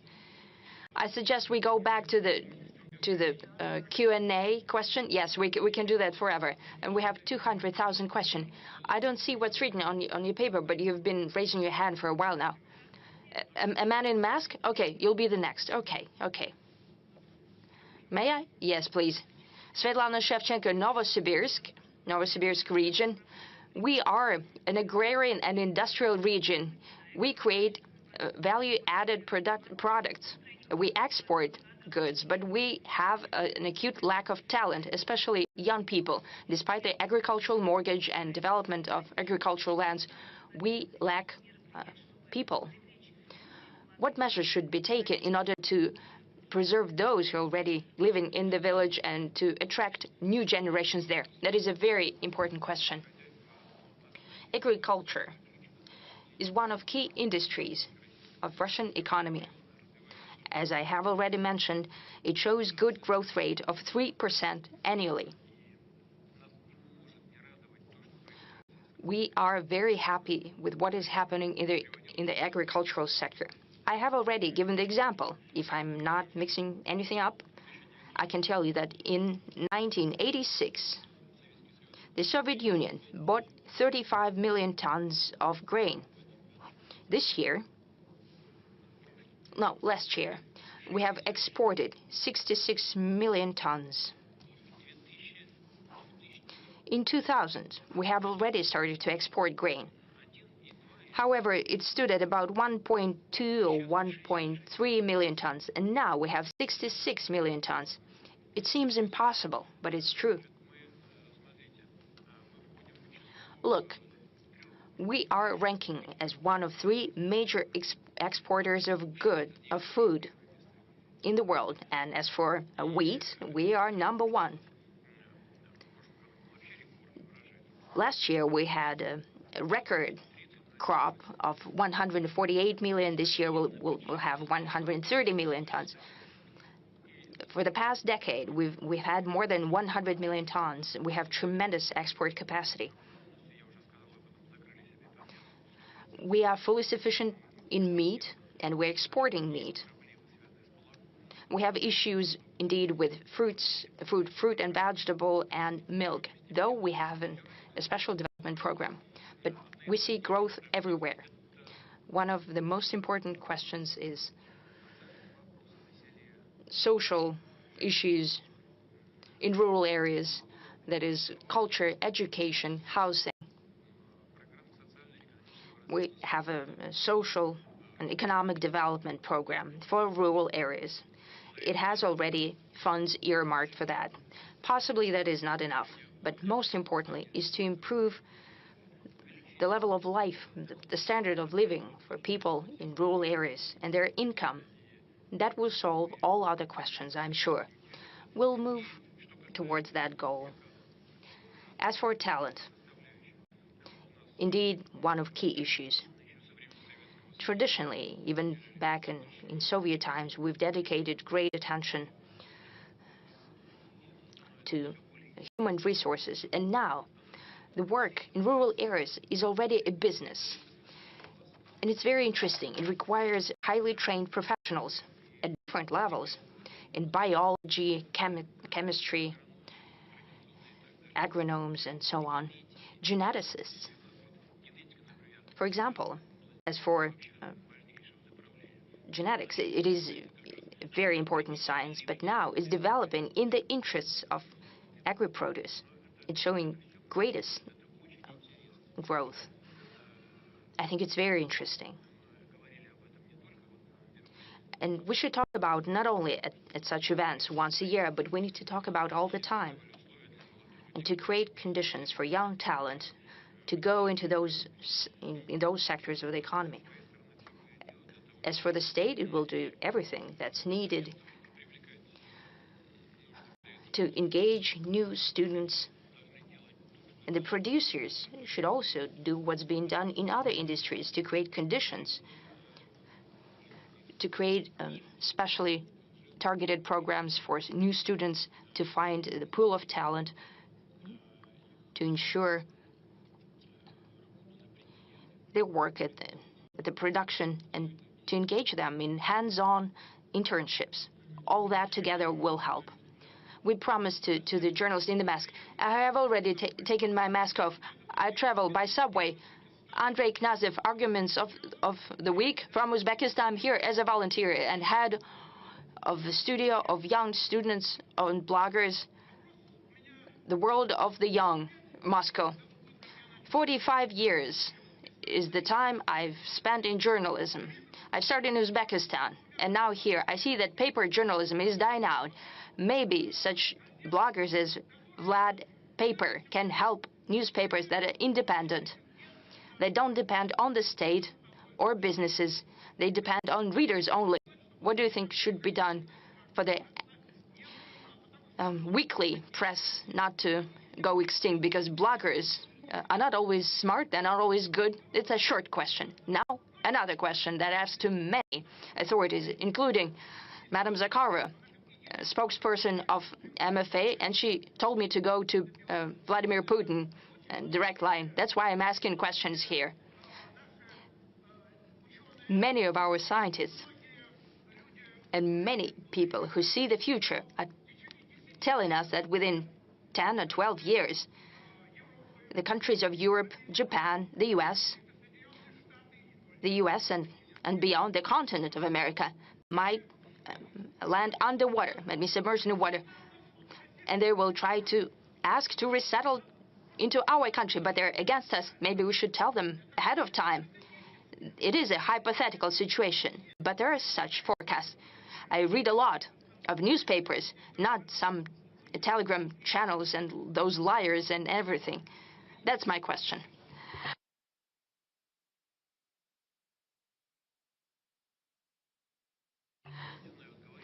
I don't know whether I should say it or not, but I'll tell you the story. You know, a famous joke, a family sitting around the table, and a small boy is saying, they're doing the crosswords, a word of 3 letters. His mom hits him on the head with a spoon. Why? The word is a house.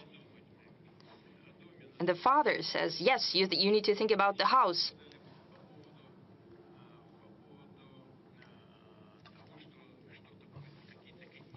So you were talking about some continents going underwater, and they need to think what would happen to them. But you need to think about home, not about...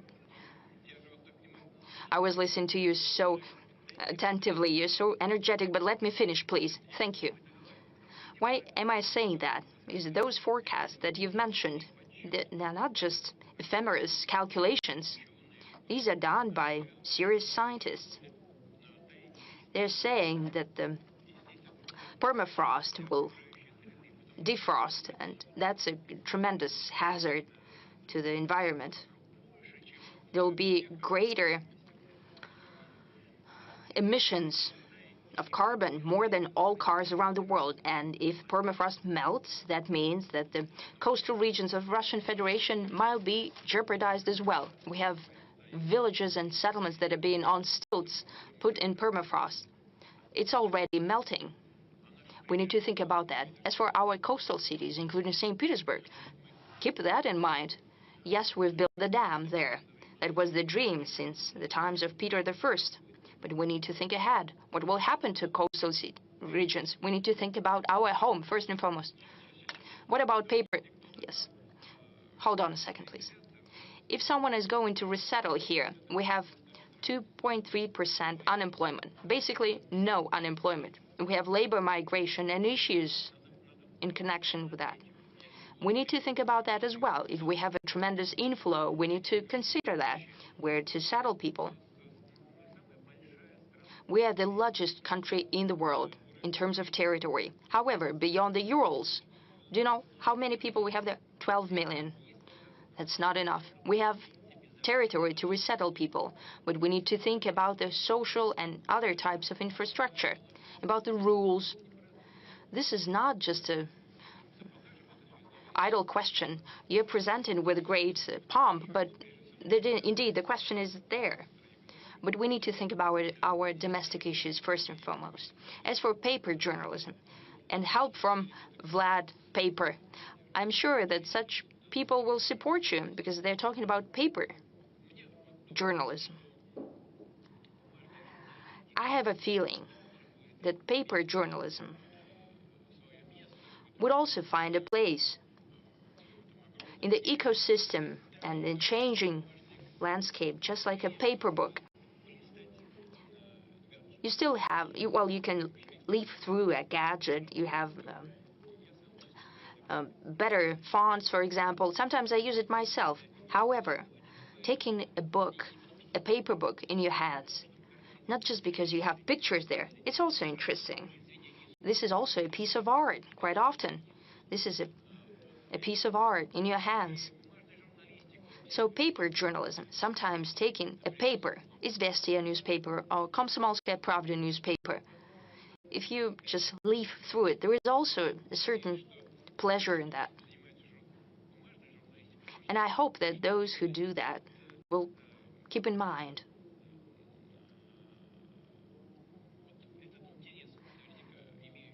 And I'm sure that there is interest from the public towards paper journals, but most important thing is the content. Whatever the vehicle, whatever the media, but as Vlad the Paper said, most important is the content, and if a paper has decent and interesting content compared to some internet foam. Let's talk about health. This is one of the topics that's of great interest for Russians. It's ranking number 2. Lack of doctors in clinics, lack of drugs, and so on. I suggest we connect to Irina Sychova from Nizhny Novgorod. Your question. Mr. President, good afternoon. My name is Irina Sychova. I'm from Nizhny Novgorod city. I have an appeal to you. Please take a look at our medicine that is free of charge, our healthcare. I would like to thank you for the renovated facilities of the clinics. Thank God they're being improved. However, the clinics are lacking specialists as well as GPs. Doctors are leaving for commercial clinics. What are we to do? We pensioners. I cannot sign up my father for a visit to cardiologist.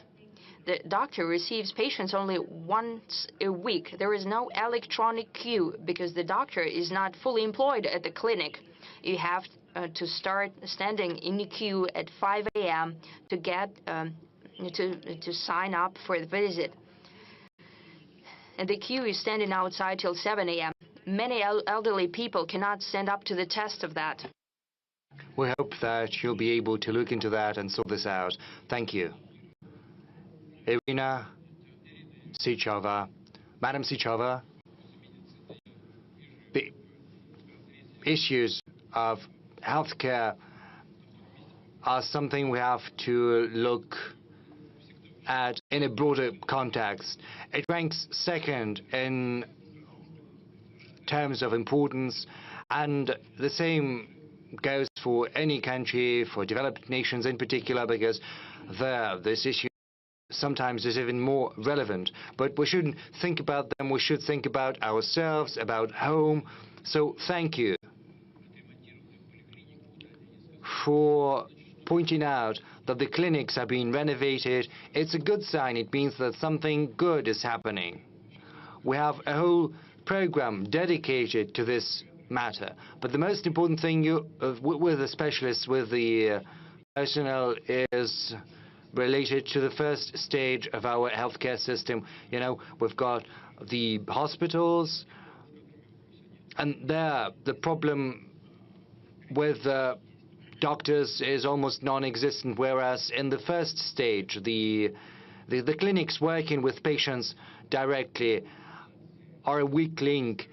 And the most important thing is to organize healthcare across different regions of Russia. If we look at the use of beds in hospitals, we see that they are not filled throughout all the year. whereas the first stage of the healthcare system, the first stage has this problem. The thing is how we reallocate the burden and how we make sure that it's spread out evenly throughout the year.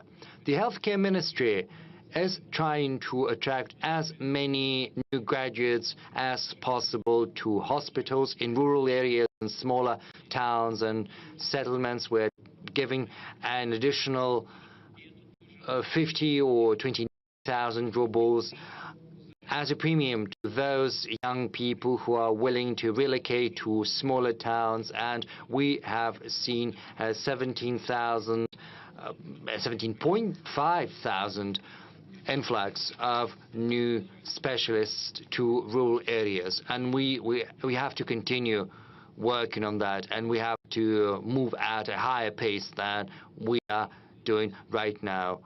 Colleagues will probably help me. We'll jot all of that down, and we'll help you with your father, of course. Let's keep on medicine. We have a smaller number of questions as compared to last year related to deficit of drugs, but there are problems for drugs on prescription.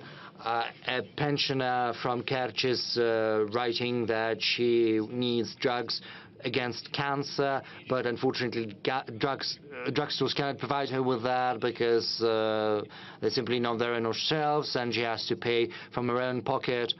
And there is also a lack of saline solution.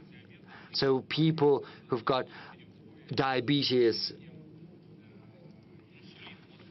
they are facing challenges with the supply of insulin. Rashida Iudinova writes to us that in Neftejugansk she cannot get insulin from hospital, nor can she buy it from a pharmacy. From Saratov region, a person writes that he has problems with insulin and also blood sugar test strips. So, Mr. President, what do you think of the current stages of our pharmaceutical industry, and how do we provide our patients with the medical care they need, in particular the drugs they need? This is the question of the utmost importance, just as the supply of medical specialists. Pharmaceutical industry is one of the most important avenues we're pursuing. When I was the chairman of the Russian government, that was back in 2008, back then we embarked on the path of building our own pharmaceutical industry.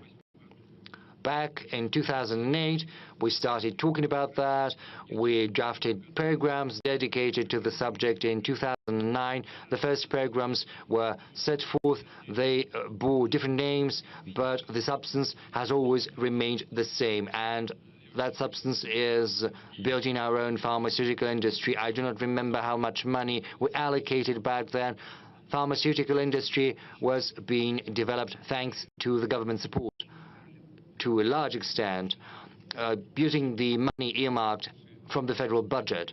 Whereas currently our pharmaceutical companies, for the first time in history of the several last years, have started channeling their own money into research and development to the tune of dozens of billions of rubles, I think 40 billion rubles or so. They've got their own development programs.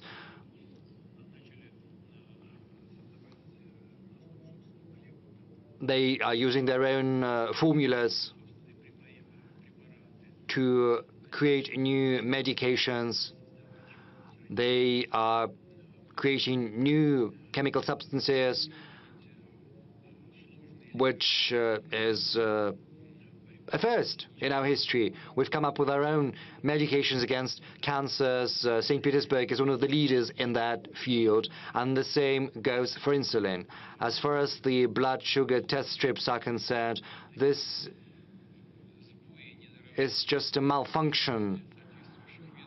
This is a shortcoming on the part of the local organizations, because the money for all of these medications is allocated on a timely manner, so the procurement process has to go through smoothly. I'm going to talk to the leadership of the Russian regions. Everything has to be done on time. And of course, you need to take into account the requirements of the market.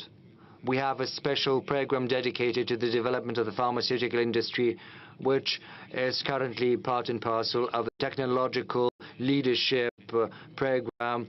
There is a special subsection within that project related to essential medications. By 2030, we need to supply 90% of our own medications, and as far as medical equipment is concerned, the figure is 40%. So we are making good headway, but of course we've got all of this big work cut out for us, and malfunctions do happen. I know that you have spoken about deficit of insulin. Well, actually we have enough of insulin. The same goes for saline solution. I'm aware of that. I'm trying to follow all of that as far as saline is concerned. It's not about saline, it's about packaging. It has to be supplied on time. Two ministries, the Ministry of Healthcare and the Ministry of Trade and Industry, did not take the timely decision on the price of the packaging. And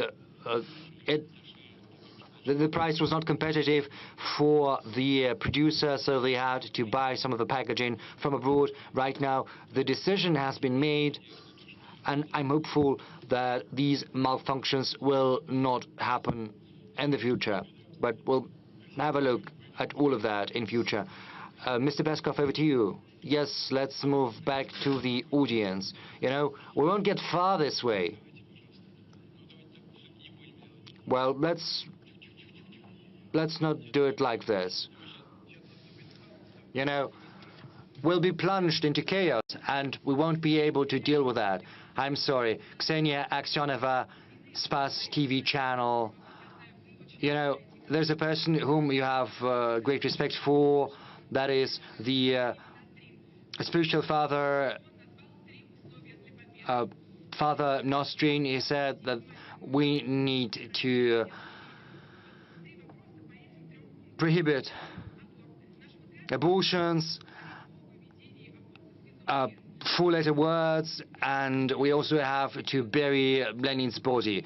The first thing, the patriarch has said that abortions have to be prohibited because they only mutilate the bodies of our people. Secondly, you have spoken about the four-letter words. You said that it's basically invoking dark forces, and I would like to ask you about dark forces, because right now Russia is plunged into renaissance of occultism, readily available pornography,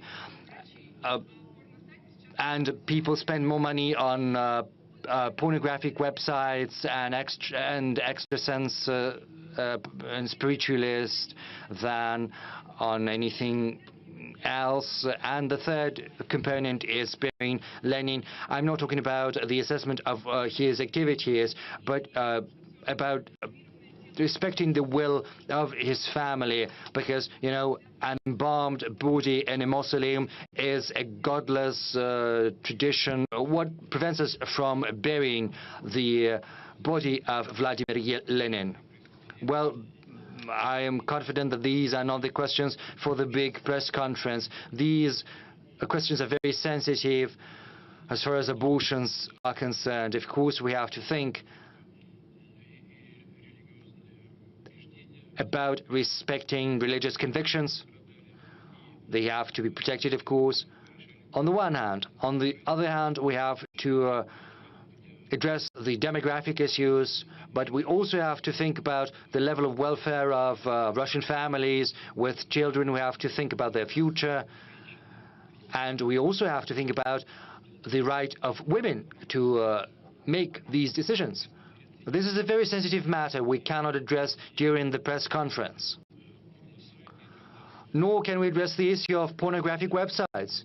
You know, there are some people who are not happy with the fact that YouTube is being slowed down. I think porn websites are visited all across the world. It's as easy as ordering, you know, a beefsteak on the internet. I think it's an issue not just for us, but also for everyone. What can our response be? You know, there can be bans and prohibitions, but you always have to come up with an alternative. We have to come up with something which is more interesting than a porn site. Like, so that you go for an alternative, because, you know, you've been to a porn site and now you have to go for something more interesting, more passionate, something that causes greater interest. But in Russia, in particular, we shouldn't make any step that would drive a wedge in our society. This is what I think. But Ilya is correct, of course. I like him, and he told me that, and I listened to what he has to say. Let's move to the other section. You know, there's Kolesnikov. Yes, Andrei. Good afternoon, Andrei Kolesnikov, Kommersant newspaper. Good afternoon. Mr. President, it's been almost 3 years since the beginning of war. We've all changed profoundly. The war has changed each and every one of us. But what has changed inside you? Have you come to understand something about yourself? And another question, if you don't mind, maybe no one is going to ask that question. No one is asking it. Some time ago, Joe Biden, U.S. President, pardoned his son, Hunter Biden, who had been convicted for perjury and the course of buying weapons. Everyone has expressed their opinion on this subject, whereas you chose to keep mum. So what do you think about that? Can you comment on it? Sometimes, you know, silence is gold. That's what they say. Sometimes it's better not to say anything. Thank you for the question, incidentally. As for the pardon Joe Biden gave to his son, even though he had promised not to do that. You know, this is a very delicate subject. We've got examples in our country's history. We know this famous painting, Ivan the Terrible and his son. We know about this painting. Maybe that's a legend, or maybe it's not, as is probably what happened to Peter the Great's son, Alexei. What happened to him? Maybe it's a legend, maybe it's not.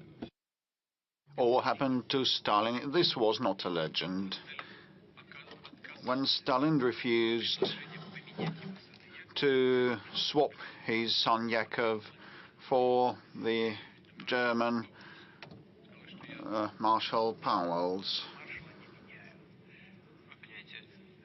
he said he would not swap a soldier for a field marshal. And back then, even surrendering into captivity was considered a treason. And, you know, the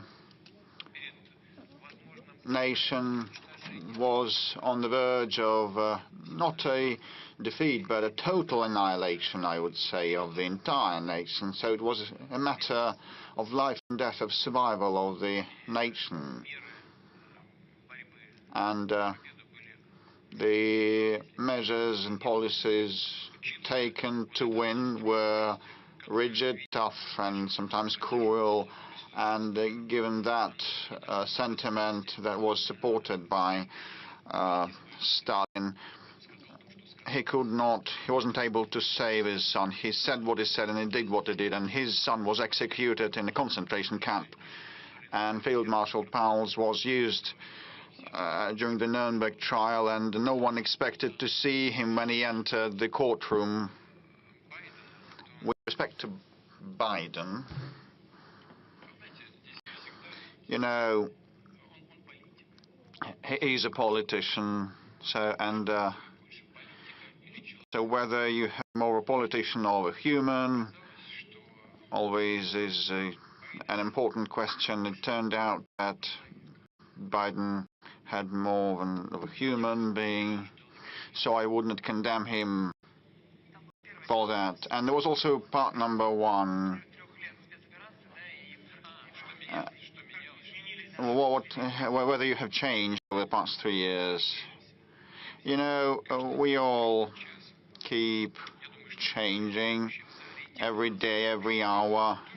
All the visitors of this room, all the streamers, we are in a flux, and those 2-something years have been, well, a tribulation for everybody, for the entire country, and for myself.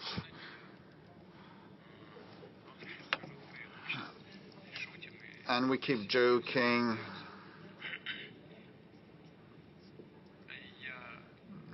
Despite that it has been a trial. And I almost ceased laughing, and I now joke much less. And there is also one more circumstance. I started improving the skills that I have in the search of key points and issues, and my concentration capability to resolve them. The opposite sector, I can see RBC news outlet. Will you pass the mic? Polina Himshashvili, RBC, as a follow-up on the question. You said that you now laugh and smile less. Could we return to February 2022? Would have changed your mind? Well, it is a hypothetical question. Had we had a chance to go back, looking with hindsight, knowing what is happening, I would have thought probably back in 2022, I would have thought that the decision made in early 2022 ought to have been taken earlier. This is number one. And number two, well, we ought to have started getting ready for those developments and the special military operation before. And those the Crimean developments were kind of off the cuff, offhand, impromptu. And the 2022 also started because we could not tolerate it anymore and wait for the situation to deteriorate further.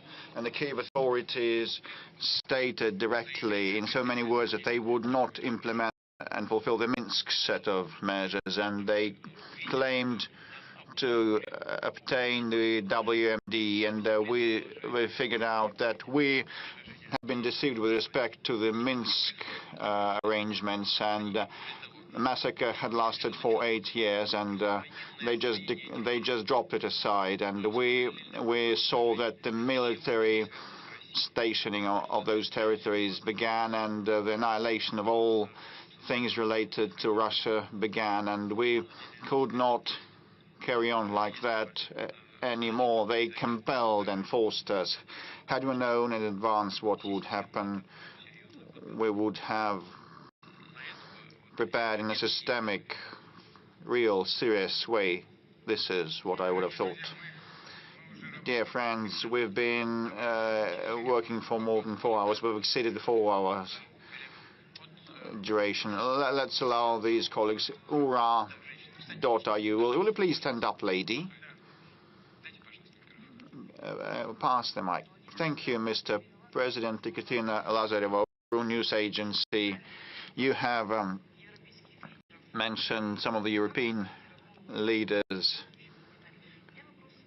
So I would ask the following. 2025, Russia will mark 80th anniversary since the victory in the Great Patriotic War, and you start inviting international leaders. Well, if we recall, this year France celebrated the Normandy Day, the Normandy landing day, and they didn't invite us. And the Auschwitz anniversary, liberation anniversary, also was celebrated. You were not invited. But have you submitted invitations to the former anti-Hitler coalition representatives to attend this future forthcoming anniversary? Is it important for you to see US, France and Great Britain represented? As regards inviting us to events, we do not seeking anything like that. We are fine at home, and we should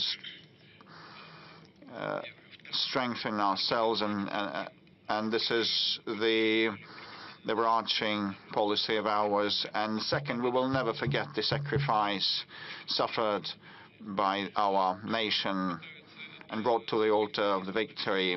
We will never forget that. And other countries, naturally, today are trying to pass that into oblivion. This is part of their anti-Russian campaigning, but this is up to them. We will be glad to see everybody wishing to attend this glorious red letter anniversary. Well, I do subscribe some invitations, but it's principally the responsibility of Foreign Ministry. My position is that we'll be open to anyone wishing to attend. We'll be glad to see everybody, included the anti-Hitler coalition members who back then contributed considerably to the victory over the Nazi Germany. The United States and Great Britain with their northern convoys, and there were very many feats and heroes there, and some of the veterans have survived to date, and the British sailors were heroes. And when they disembarked in France, in the north of France, the Americans also acted in heroic ways, but their casualties and their participation, their contribution is not comparable to ours. And the Soviet Union lost 27 million, the United States 500,000 people only, the United Kingdom less than 400,000 people. In the First World War they lost 1.5 million. Conversely, so the contribution had different weights, but their participation was important.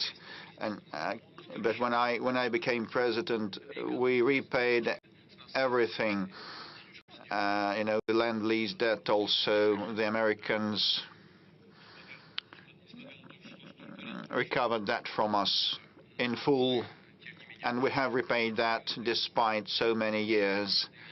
But we appreciate the contribution of the allies, and we'll be glad to share the joy of victory with them. We have lots of questions still. Let's ask someone in the room. Please don't make that much noise, otherwise I will conclude. Yamal, I can see Yamal wishing to take the floor. Mr. President, good day. Yamal Media, and the Western countries have imposed more than 40.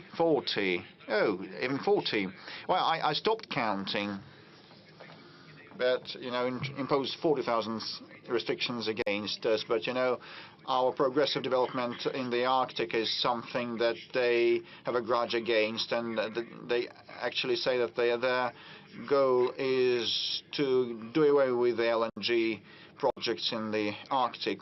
What do they fear so much? Why are they so much afraid? Will they be able to hinder our pace of development in the Arctic? Well, they fear competition, actually. This is why they use politics for unfair competition. Novatek is a well-known company that is not a global leader. Other companies and countries produce more LNG, but ours keeps growing, and they want to impede that growth. This is kind of unfair ways to restrain competitors, and this is bad for them if they fight competition like this. with non-economic means, that they will lose their competitiveness one day. It may not happen tomorrow, but that will happen for sure if they continue in this vein. Have they been impeding us? Yes, they have. They have been putting handicap on us. Will they be able to kill it off completely? No. They will do damage to us. But, you know, we will find a way out supplying energy, given the fact that the demand for energy will keep growing in the global economy as it develops. This is the data of the global economic institutions and their opinion. So this product will enjoy demand in the global markets, and we will keep advancing our projects and increasing our share in the LNG market. And with respect to pipeline gas supplies, Ukraine has declined to extend the transit contract. It was Ukraine, not us, you know. Ukraine declined to extend the gas transit contract, despite the fact that they received $700 to $800 million per annum for gas transit. Now, the question is what is to be done about that. But this is not our problem. Ukraine has cut off our gas supplies to European customers and consumers. They've been eating from the hands of the West because they are not self-sufficient. They can live and wage this war only with the Western help, but at the same time the Ukrainians create problems for the Westerners, cutting off gas supplies. This contract will cease to exist. Okay, we can live with that, and Gazprom can live with that. And not long ago, our special services reported to me that sabotage actors were detained in Slovakia, and maps were found on them with energy facilities and installations spotted on their maps. So I received information just yesterday, so I would ask via the special channels to find out why so and what was happening, and because they wanted to commit terrorist attacks in Europe, because they've been fed by, they live off the West, and now they kind of start perpetrating terrorist attacks in Europe. But our option is to cooperate, and we will attain our goals. So space exploration, and BBC, I also see BBC, you will be able to attack us shortly. You keep attacking us, and we just defend ourselves. Thank you. I represent the Chinese television, but you look very much the Chinese people of ours. I feel that, but I'm a Russian citizen, despite the fact that I'm considered a foreign journalist. Let me start with a question from the state television of China, CGTN. Thanks to them, I'm employed, and so the question is, the program is titled Outcomes of the Year, and in the course of that year, you kept saying that the Chinese peaceful and peace-building initiatives are, I don't remember the exact quote, that you said that they're more workable and feasible than all other things by other intermediaries. If we cast everything aside, the West has exhausted the limit of trust, and Russia was deceived and duped by the European leaders. But if we speak in specific, concrete terms, and if Mr. Trump and his aide, Mr. Kellogg, keep saying that one can put an end to this war even before the inauguration on the 20th of January, but actually we're not now saying about acceding to NATO or not, just seize the fire in an instant. Is that possible? Is Russia ready to make this important steps if the European partners and American partners would manage to persuade Kiev, because the entire world is tired of the Ukrainian crisis, and people in this country also want peace. And this would be a simple step. No one risks anything. Just in an instant, stop where things are. If someone fails to implement that, would not keep their word, this can resume. No one would lose anything. Just put it at a halt. And my second question, so it is a hybrid format. I live in Korolyov, in the suburbs of Moscow, so I'd like you to hear the biggest scientific town in Russia. So now at the Khrushchev Center, the National Space Center is being built, and the residents of the town of Korolyov, just 250,000 people, just are bewildered, and they do not know whether we maintain this space capital status, because actually we need to have a special probably economic zone on the territory of the house building plant, because we should reinstate Korolyov as the historical space exploration capital of our country. And we need a third entrance to our city, because we have huge of congestion. 4 hours we spend in those traffic jams. So we need a flyover and bridges, and we have some issues about democracy. I apologize, I'm just winding down and saying everything. So you combine two, you're wearing two hats, that of a citizen and that of an international journalist. Third entry into Korolyov. It is an acute problem. You probably know that we need it. We cannot spend so much time in traffic jams, and I believe that the whole population of Korolyov is applauding me right now. If you are able to resolve it, we will be just happy. I wouldn't thank you for the second part of your question. It's not what he sent you here for, but you got my message correctly. You should think about your home.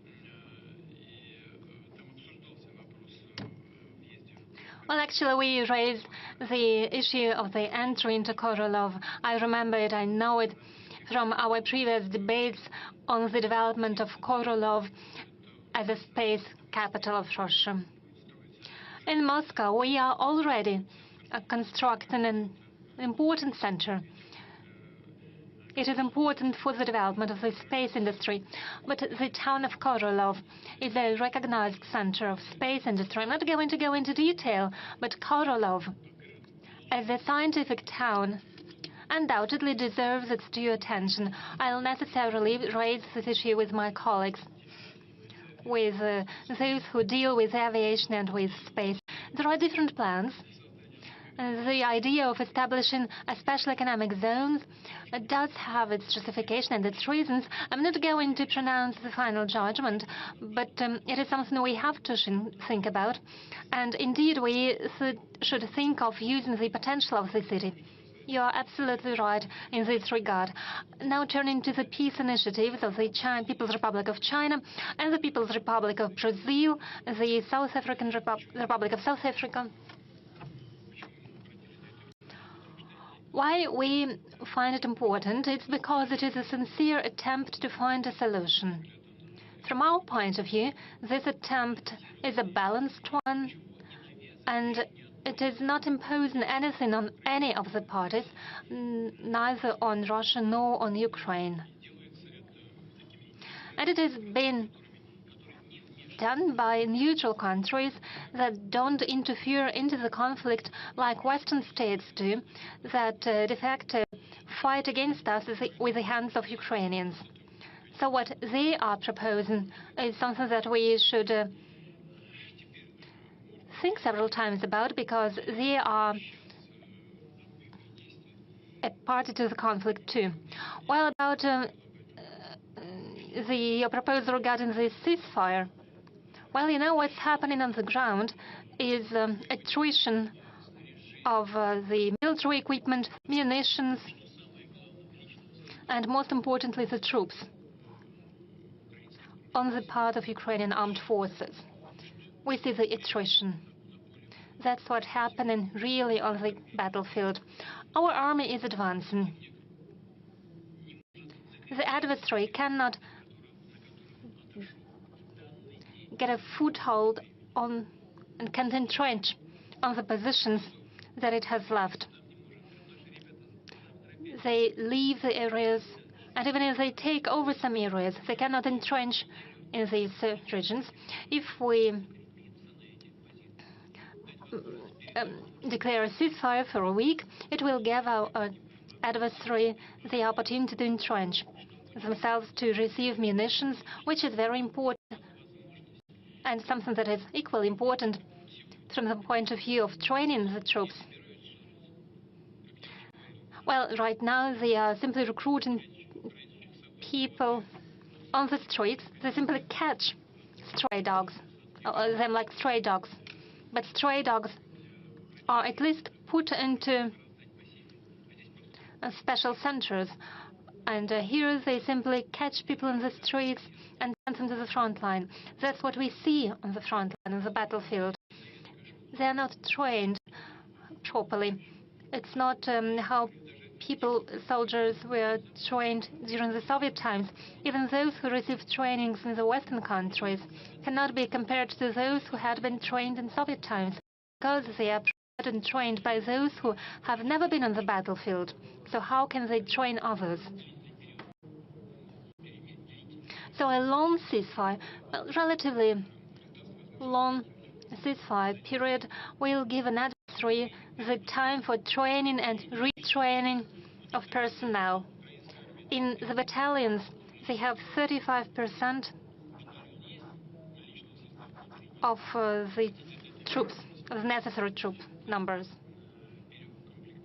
So they'll receive time to re-equip their divisions. What we need is not a ceasefire. Instead, we need a lasting peace with guarantees for the Russian Federation. It is a complicated question how we can ensure these guarantees, but we could think about it. As for short-term ceasefires, it was a proposal by the Prime Minister of Hungary, Mr. Orban. That's what he said. I hope Victor will not be angry with me if I reveal at least one part of our conversation. He said, "What would it cost to you if you announced to declare a ceasefire for at least a day or two?"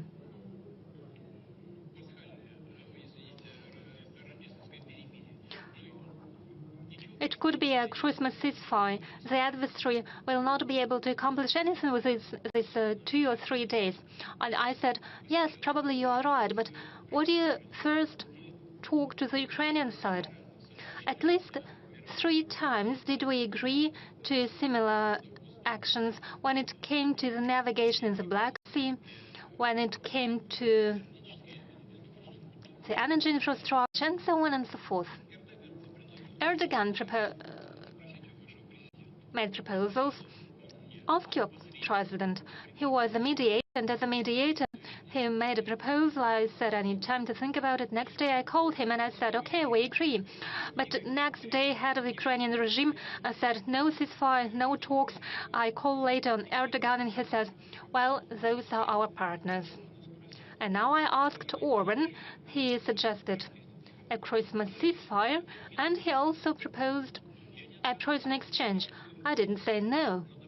I said, well, I will have to think about it in principle, but go and ask them.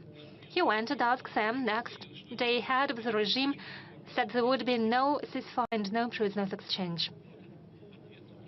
That's the answer to your question. We've been on air for more than 4.5 hours. We are going to an end. Now, word to the BBC. They promised to attack us. Well, they do so without any promises. That's what they receive money for. Exactly 25 years ago, Boris Yeltsin resigned office, and he handed over the power to you, and he told you,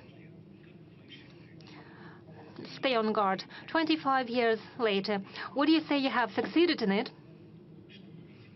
Because from our part, we see significant losses. during the so-called special military operation that you have declared. We see Ukrainian soldiers in the Kursk region. You criticize the NATO expansion and enlargement, but there is now a greater NATO presence at the Russian borderline. I mean, Sweden and Finland. We have demographic and economic problems.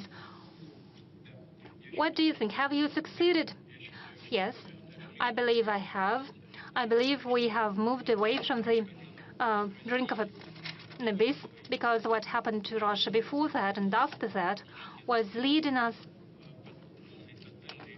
to a complete and total loss of our sovereignty. And without sovereignty, Russia cannot exist as an independent state.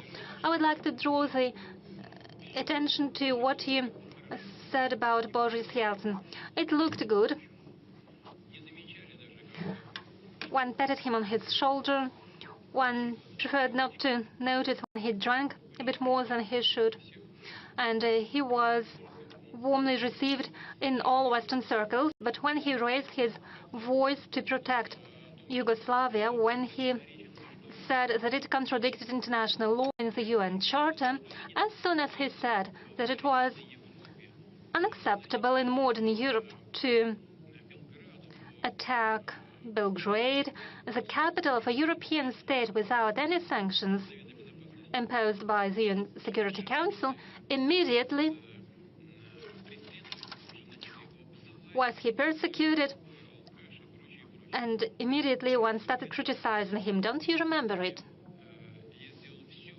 And I've done my utmost to make sure Russia is a sovereign and independent power that is capable of taking decisions in its interest and not in the interest of those states that tapped on the shoulder in order to use it for their own purposes. It's where I could stop my answer. I understand that you provided many arguments to substantiate your point of view. You mentioned inflation. Yes, we have inflation. We are going to fight against it. But we have good economic growth. We rank 4 worldwide in terms of purchasing power parity. Please share it with your audience. We rank #1 in Europe. We have left the UK behind. But we are ready to work with the UK if the UK wants to work with us. But if it's not the case, we can do without it. We can do without our former allies in the anti-Hitler coalition. Mr. President, there are many questions from the Russian citizens, so I suggest that we move on to the Blitz format. Do you have a personal dream? Of course I do. But it is a personal dream. May I please keep it to myself? A question from social networks. Alexandra Okupova asks, are you a happy person? Do you think it is a question for a Blitz? Shall I say yes or no? Well, how can I put it? Yes or no?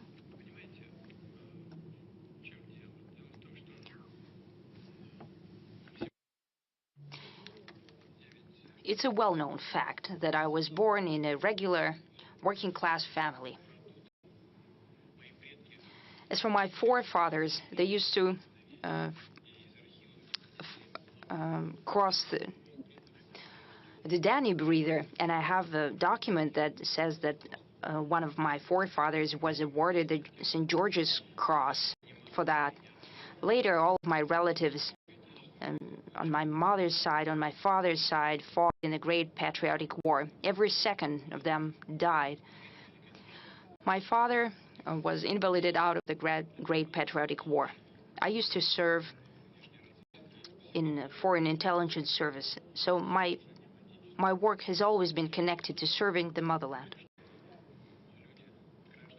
And the fact that Russian citizens, the people, have entrusted me with leading the Russian state is a tremendous honor and responsibility. In essence, I could say I'm happy with that and thank you. However, but I should be more God-fearing maybe and saying, what else should you expect? What more can you wish? However, the happiness will not be complete until all of our guys return from the front line, until they meet their mothers and wives, until their children hug them, until our young people, girls and boys, create the necessary number of families necessary for us, for Russia, and have children.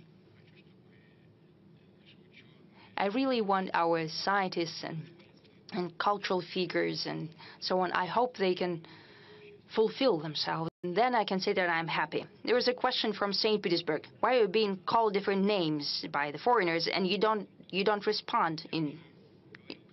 It depends on the level of class. As I said before, they call the names due to their impotence. Why should we show our impotence then? We have enough arguments to clearly present our position. An SMS from Stavropolsky region. Do you have a task that you hate? No. If people have trusted me enough to perform the function of the president of the country, there are certain responsibilities. So I approach it in the way that I must perform them in full, giving it my all. But I know if I start hating something or not loving something that's part of my duties, then I will not achieve the necessary result. Therefore, I have created a mentality for myself that I need to do everything with pleasure. Novgorod region, whose portrait you have in your office? I don't have a portrait. I have an icon in one of my working offices. In another one, I have a bust sculpture of Lomonosov. Would you give political refuge to Zelensky because he will need it very soon? I don't think he will need it. It is quite possible. Well, I don't know how he will act. But quite possible, just like some people from the supreme leadership of Ukraine, they have traveled abroad. And quite possibly he will do so. People whose interests he's serving right now will take care of him. But if he appeared out of somewhere, like a jacket from a box, well, Russia does not refuse anyone. A question from Tatiana Kostychenko. What is Russia for you? This is a comprehensive question. Russia is a map.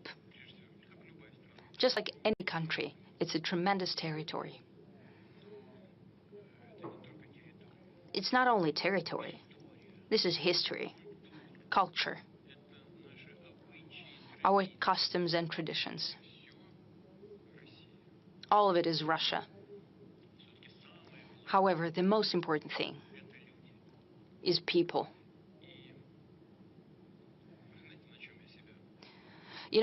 Sometimes I find myself, well, I don't often watch TV. I don't have quite enough time. I'm not on the internet a lot.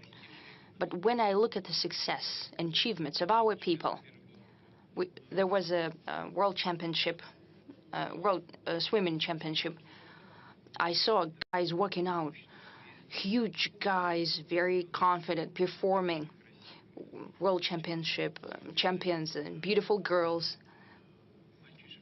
I was looking at boys and girls who are achieving great success at the Olympic Games. I'm looking at my young scientists whom I met quite recently. Honestly, well, I look at that and I'm so happy about it.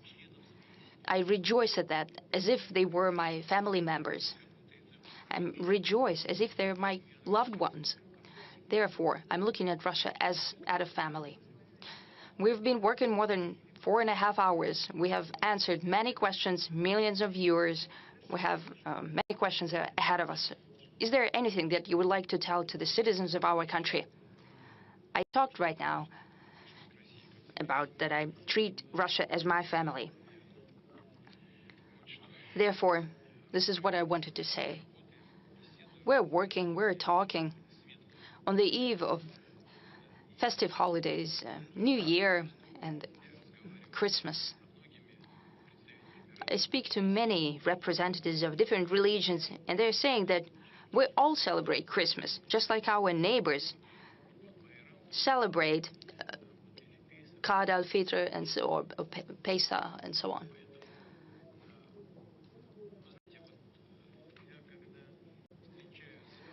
You know, when I meet with the representatives of different religions, I ask them, when you talk to people, just a regular conversation, what do people tell you? What do they regret? It's not naturally the secret of convention. But you know what people regret? They did not spend enough time with children or dedicate enough attention to children. On the eve of the New Year, which is a family holiday, and especially Christmas, I would like to wish everyone to dedicate more attention to your loved ones. I would wish to all of you success, well-being, and health. Thank you.